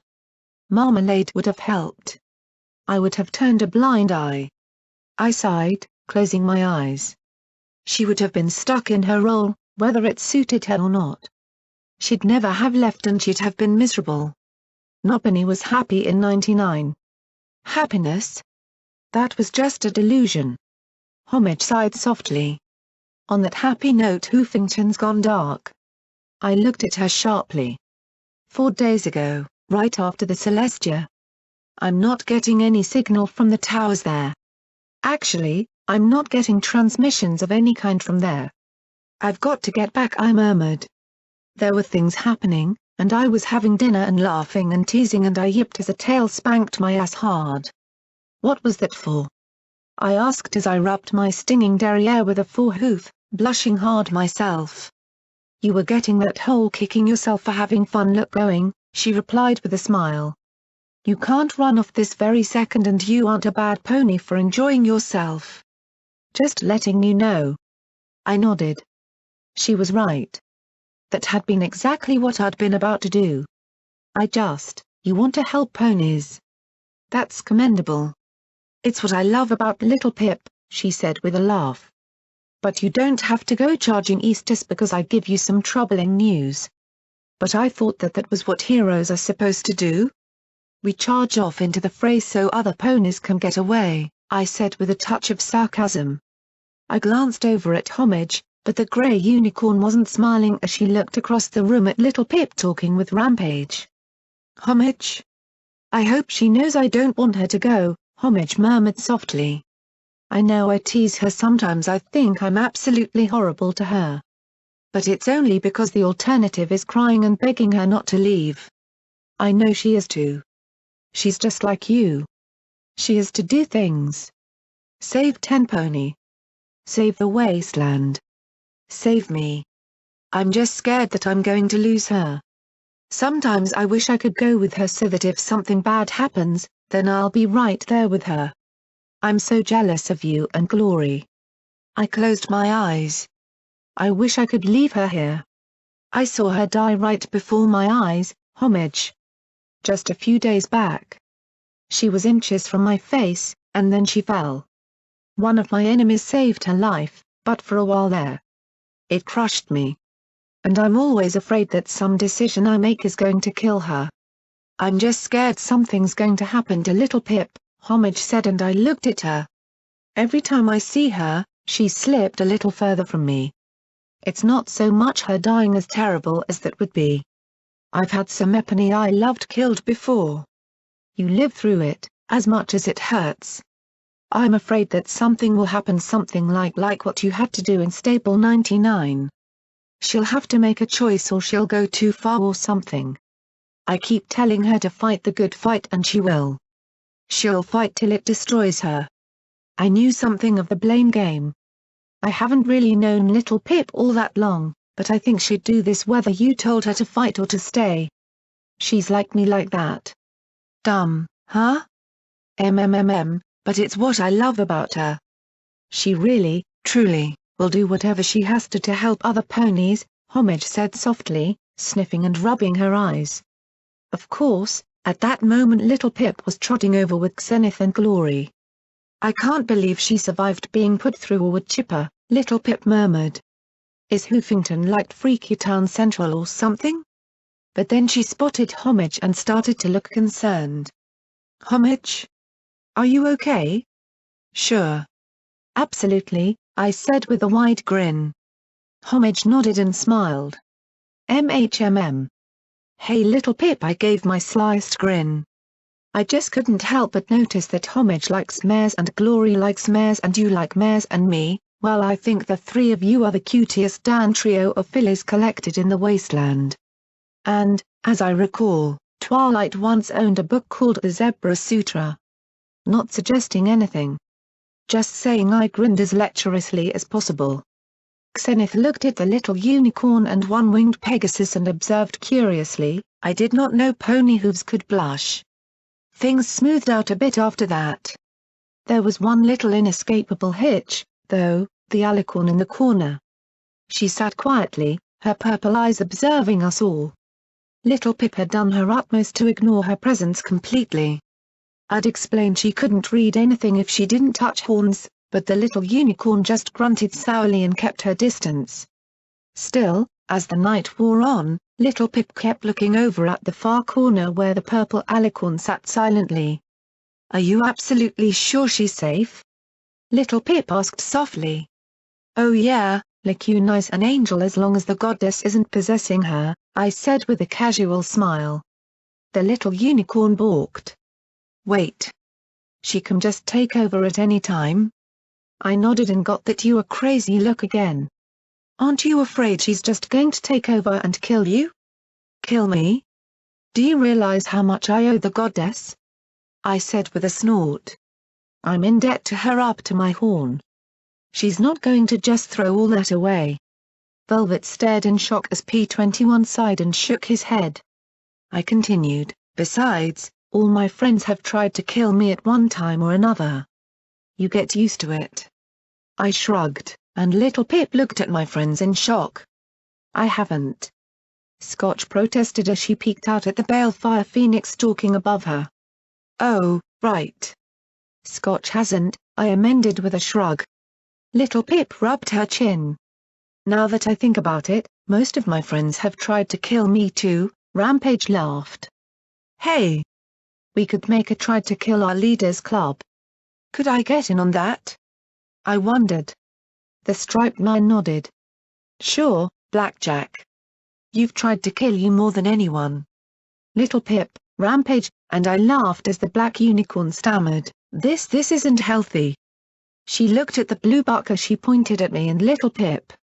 P-21 just nodded and deadpanned, yes, Velvet. Everyone from the Hoof is like this. He led her off. It helps if you think of her as a foal dropped on her head repeatedly. Don't forget the lead paint. I called after them, getting a look from Little Pip. What? That stuff's good. Little Pip shook her head. Blackjack, you are just so random. I grinned as we approached Lacuni, Rampage trotting away to talk to Velvet. The purple alicorn looked at her calmly as Little Pip forced a small, tense smile. Hi. Hello, she said telepathically, making Little Pip's mane stand on end. Well, so nice to meet you. Goodbye, she said as she turned, and I caught her. She's not going to gobble you up, I said firmly. Well, duh. I know that, she said, as if she were trying to convince herself. She slowly turned back around and took a deep breath. Hi. Lacuni, right? That is your name? It suffices, Lacuni said quietly. Lacuni is what I am. Something missing. Little Pip frowned in confusion. Something missing from you? Things missing from others, she said cryptically. I rolled my eyes. Lacuni's where the goddess shoves all the memories and thoughts she doesn't want to deal with in Unity. Apparently, there's a whole lot of guilt and angst when you blend together the minds and souls of thousands of ponies. Rather than deal with it, it all gets repressed. All in one pony? Little Pip asked with a note of concern. How do you? I mean, I would have thought that I'd be a complete monster. Lacuni said quietly. Like how you see all alicorns you've encountered? Little Pip winced. Well, you've been helping Red Eye and trying to kill me. Red Eye was the first to ever come to us with an offer to help. You were in a Plelusa to interfere with his operations. Were we supposed to abandon that allegiance and betray him? She replied calmly as she stared down at Little Pip. Well, yes. Little Pip said with a sheepish smile. I mean, all the things he's done. He was the first power in the wasteland to work with us. We have no desire to perpetuate slavery. We are trying to save all of Ponican through Unity. We tried to send out priests and converts, but they were assaulted and killed by all manner of perils. We were attacked on sight by so many settlements. You can't just sit there and try and tell me you're the victims here. You forced ponies to join Unity. Would you allow some Epony you care for to die because they refuse to take medicine that will cure them? She replied calmly, making Little Pip balk. You kill enemies and threats to survivors in the wasteland, but do you remain to make certain they do not starve next month? Die of thirst next week? In Unity, we transform ponies into a form that does not hunger or weaken in this world. We protect their souls in us. Can you do the same? In you? Little Pip murmured in shock. You mean you trap their souls inside you? In us, we endure. They are not hurt. They are safe from death forever, Lacuni murmured softly, then closed her eyes. Little Pip frowned, looking confused and a little guilty. I think I liked it better when you were just trying to kill me. You were helping us, Lacuni said calmly, and that seemed to make her squirm. Reluctantly. Unwillingly, perhaps. But helping us. With your help, we will stop Red Eye, end slavery, and halt the suffering of all ponies in the wasteland. But as she spoke, our friends gathered around us, and what about others? Homage asked as she trotted up with a small frown. Others? Lekunai said in confusion. Yes, others. It's not like it's just ponies out there. What about zebras? Xenith looked at Lekunai with that steady, imperturbable gaze. They are not us. We cannot. We do not know. The purple alicorn started to stammer. And griffins? Suggested Calamity. Doubt flickered in Lekunai's eyes. You just gonna kill 'em?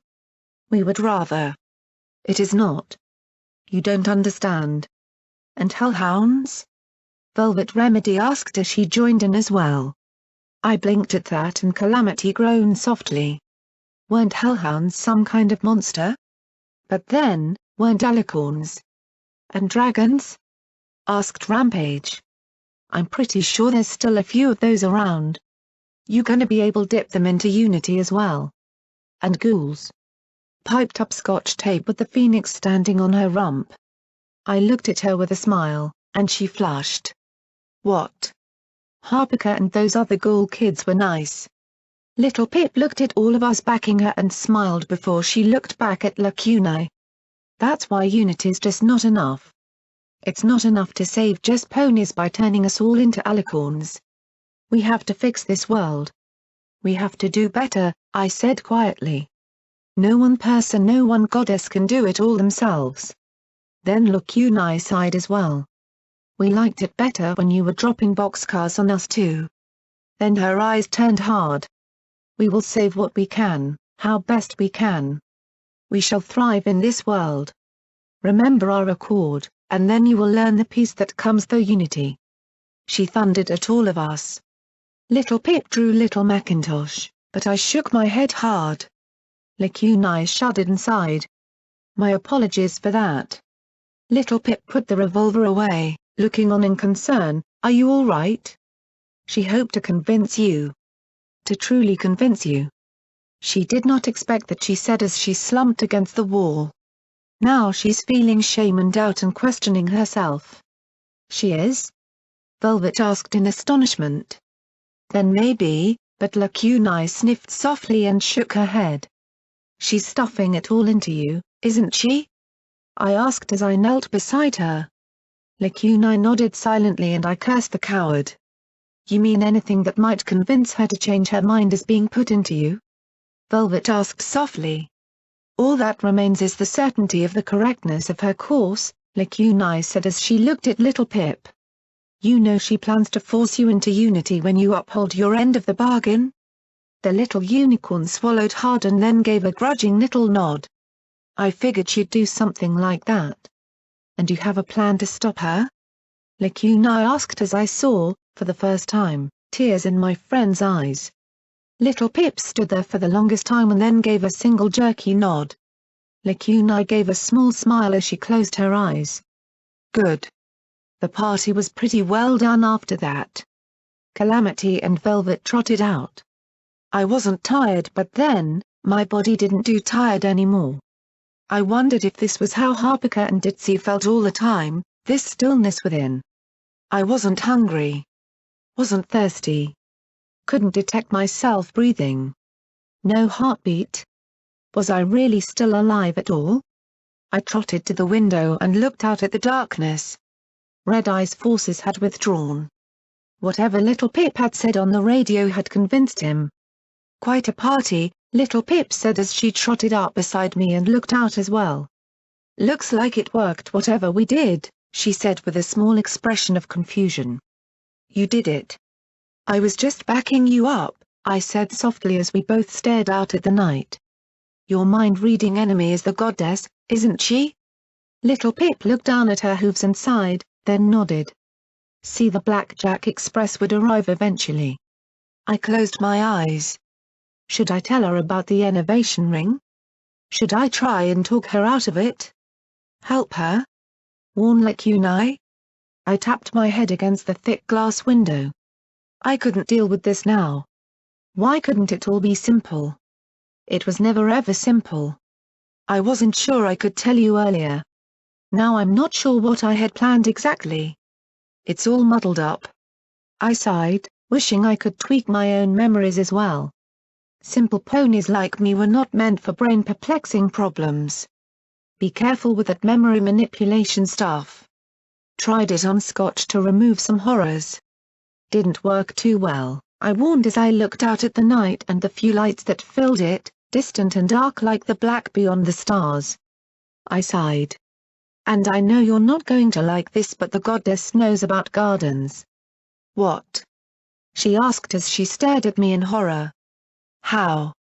I thought, she knows it exists, but not where it is or what it does. Spike's safe.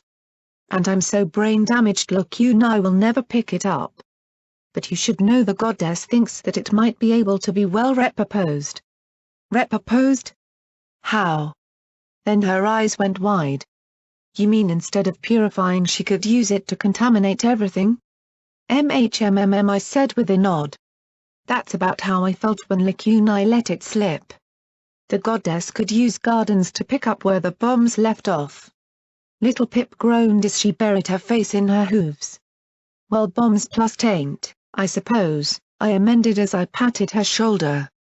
Everything all right? Homage asked as she walked up to us. Oh, just talking about fun stuff. Radiation. Taint. The end of the world, I said with a roll of my eyes. Lots of fun, Homage murmured as she looked at the little unicorn. Personally, I just wish I knew what taint is. I mean, I had a gun filled with the stuff. It's a potion that was developed by Twilight Sparkle in the years before the ending of the war, Little Pip murmured dejectedly.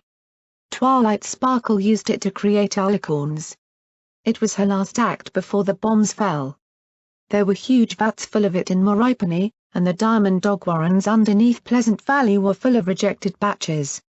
I blinked as I stared at Little Pip. Well, that doesn't make any sense. Huh? Little Pip slowly lifted her head to look at me. Well, I mean, it couldn't be just the potion. Because taint is all over the place, right? I asked, looking at Homage. The grey unicorn frowned, but then nodded. Well, yes, but the contamination is strongest around Moripony. She rubbed her nose, her brows knitting. But you can find taint from Hoofington to Trottingham and all over the place in between. So did the potion magically teleport itself halfway across Equestria from Pleasant Valley? I asked as I looked at them, and now Little Pip was looking confused as well. Look, the potion causes massive magical mutation.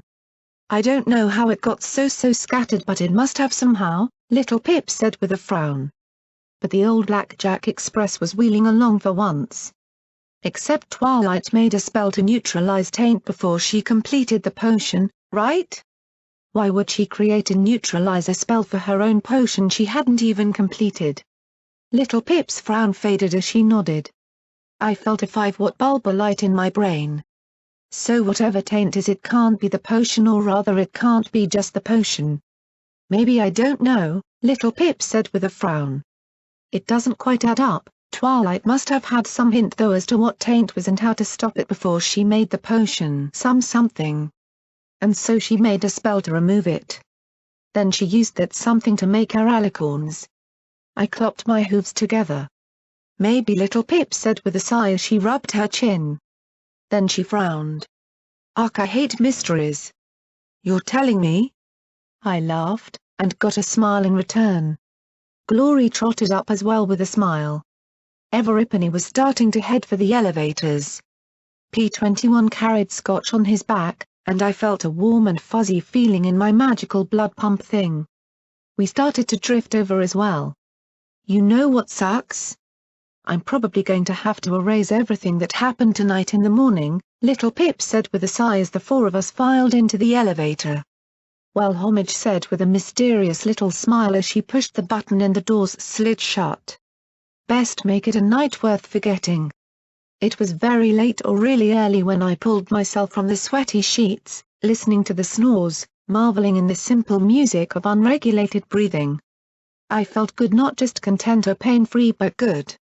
And as I walked to the window and saw the faintest glow to the east, I was glad that Glory had saved me. Glad that I'd met Little Pip and Homage. There were good ponies out here, ponies who wanted to help and be friends. Ponies worth fighting for, the dealer said quietly as he sat on the windowsill. I glanced at him. He looked younger. I didn't know what that meant. He nudged back his battered, wide-brimmed hat as he looked to the east. So you're going, then?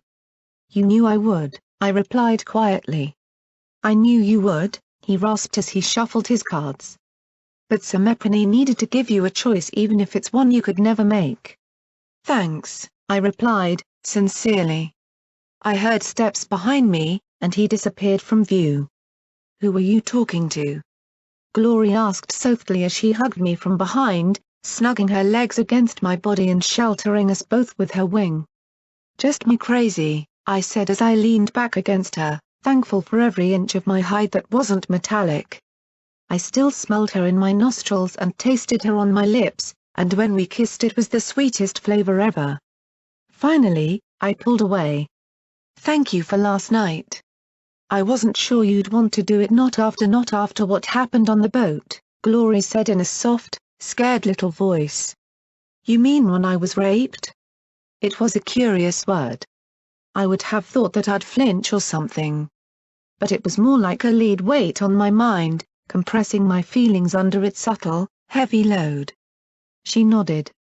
I wouldn't think you'd want to know at all. I smiled and kissed her again. They didn't beat me, Glory. If they had found Scotch if they'd touched her I would have been destroyed. That would have been it for me. So they fucked me good and hard, slimed me up and tore me raw. That didn't matter. Hurting me didn't matter. Long as they didn't hurt any pony else I didn't matter. The whole memory was just one ugly cloud. I couldn't get rid of it. I didn't deserve to be rid of it. So I'd just carry it along with all the others. She started shaking behind me, hugging me even tighter. I heard her sniff and give a little sob as she tried to remain as silent as possible. Hot tears trickled down the side of my neck. Glory, why are you crying? I asked, feeling baffled.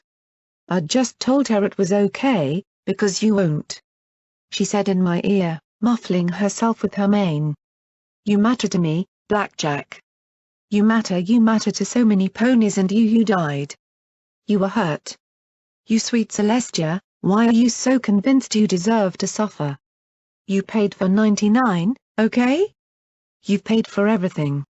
So why can't you accept that you matter and it's as wrong for you to be hurt as it is for Scotch or me or any pony else to be? I closed my eyes and marveled at the silk of her mane, the wet trickle of her tears, the sound of her ragged breathing and the beat of her heart. The most beautiful sound in the world. I don't know, like I said. Crazy. She broke into more sobs as she held me close, shedding tears I couldn't. I wished I knew a way to make her stop, or a way for me to join her. Anyway, thank you for last night, I said softly as I was held by her. Oddly, I think I understand why Deus acted like he did. He silenced, and I peeked back at her with a little smile. You understand him? There was something in her face. A look both repelled and curious at the same time. I supposed it was the doctor in her. That's I don't. Wow. Sorry for the awkward, I said with a rueful smile. You don't. I mean. Do you want? Like he. She was babbling, and I smiled and kissed her. You didn't turn me into a cyber pony sex fiend rapist. At least. I really hoped she hadn't. I just mean that, now that half of me is mechanical, I think I know why he acted like he did. Glory relaxed a little, and her curiosity seemed to be overcoming the part of her that was horrified that I might empathize with a rapist. Having been both a victim and perpetrator myself. Honestly, I was getting a little turned around trying to come to terms with it. What do you mean, then? The professor said they had to let him retain his penis. Seems kinda stupid, given what he did, I murmured softly. But Glory, what we did together, it was the first thing I've really done that made me feel like a pony. Like I was more than a machine. And making you feel good, making you happy, it made me feel like I'm more than just a source of misery and pain for you. I know that he was a monster for what he did, but given how he felt, I know how important it was to him. I thought of the professor, stuck in her jar with only a vague hope of getting her body back. Would she last years like that? Months? Weeks? Until I'd had sex, I hadn't realized what a fundamental need it was for me. It was the last little bit of my flesh and blood equinety. I wouldn't have survived as a brain in a jar. Nobody could not with their sanity intact. I sighed as I felt her reach down and felt her touch a warm and tender part of me. I groaned, a little part of my mind telling me that this was stupid and wasteful and indulgent, and I took that part and mentally beat the shit out of it and leaned back and let her help me feel like a flesh and blood mare again. My barding was buckled, the usually simple task now. Interesting with no magic and my new fingers. The battle saddle that Calamity had rigged for me yesterday was in place, Taurus's rifle on one side and a new 12-gauge shotgun on the other. Vigilance was polished to a gleam and set in a four-leg holster. Lacuna had sewn my Crusader filly onto the Reaper hoofball uniform. My saddlebags were in place with an ammo feed to each gun. I was still getting used to the control bit. "How do you keep from shooting by accident when you talk?" I asked as I looked back at Glory. This whole setup was weird and just a touch kinky. "Practice," she said as she nudged me with a smile. She then looked a little concerned at me working my tongue and reached up to tap a little tab on the side of my mouth. "Also, safeties." "Oh, yeah. That'd probably be smart." We made our way up onto the roof where the 3 wings of alicorns awaited, 6 greens along with 3 purples. The green alicorns, according to Lacuna, had the ability to boost the purple's teleport ranges. Rover grumbled nearby as he gave sullen looks and kept his exact opinion of alicorns to himself. Little Pip was staying out of sight, having decided to erase every memory of me and my friends she possessed. And I'd just have to make sure the goddess didn't suck my brains out when I was asleep. Homage trotted up to me and gave me a nuzzle. "Be careful. I hear Hoofington's a dangerous place." "Be careful yourself," I replied with a smile. "Please. I live in Tenpony. What could possibly happen to me here?" She countered with a grin. "But really. Be careful. Whatever took down the masps in the valley wasn't just some overeager scavenger pulling a plug. It was cut off by some Epony who knew precisely what they were doing. So watch out." I nodded again and looked at Helping Roof. He cleared his throat, then said softly, "I'll keep an eye on your little metal ring. We'll have the DJ let you know if it comes to anything. We'll have him call it Black Jack's science project or something." I thanked him for taking my concerns seriously. Life Bloom gave a cool, if slightly curious, look at the alicorns before looking back to me. "Hope this is a safe mode of travel. The goddess still wants to use me." Till then I gave a little shrug. Then I sighed. Sorry I didn't turn out to be Twilight Sparkle's kid. Homage's smile faded as she looked over at P21. I tried to ignore the pink pony going in the back of my brain as I focused on Life Bloom. And was it just me, or were the purple alicorns now glancing at each other? "You've given the society and myself a lot to think about, Blackjack," he said with a smile. "Thank you. No problem. And thank you for the book." I smiled at him, and he blinked as if he didn't know what I was talking about. "Magical exercises for young unicorns?" I said, giving him a sly wink. He hesitated, then smiled. "Oh yes. Of course. You're welcome." He really should have gone into acting. He had me almost convinced. Then he trotted away with Homage and Helping Roof. The purple alicorn beside me projected into my mind, "We certainly hope you do not expect to make a habit of this. Where do you wish to go in the miserable city?"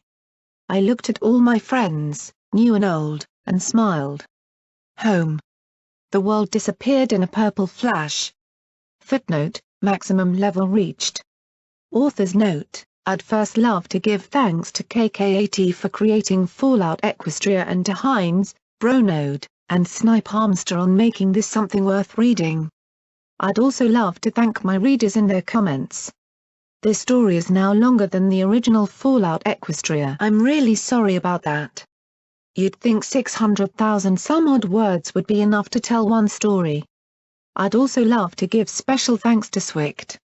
He provided some of the grade A material in this chapter, stuff I never even imagined but that kept me in stitches the whole time. Finally, I would like to thank those generous readers who have donated to the bit jar at david13oshay@gmail.com through PayPal. Next chapter. Back to the Hoof. Note from Hines, to those wondering whether the Glory Jack scene was just a Glory Jack scene or something else, the ambiguity is deliberate.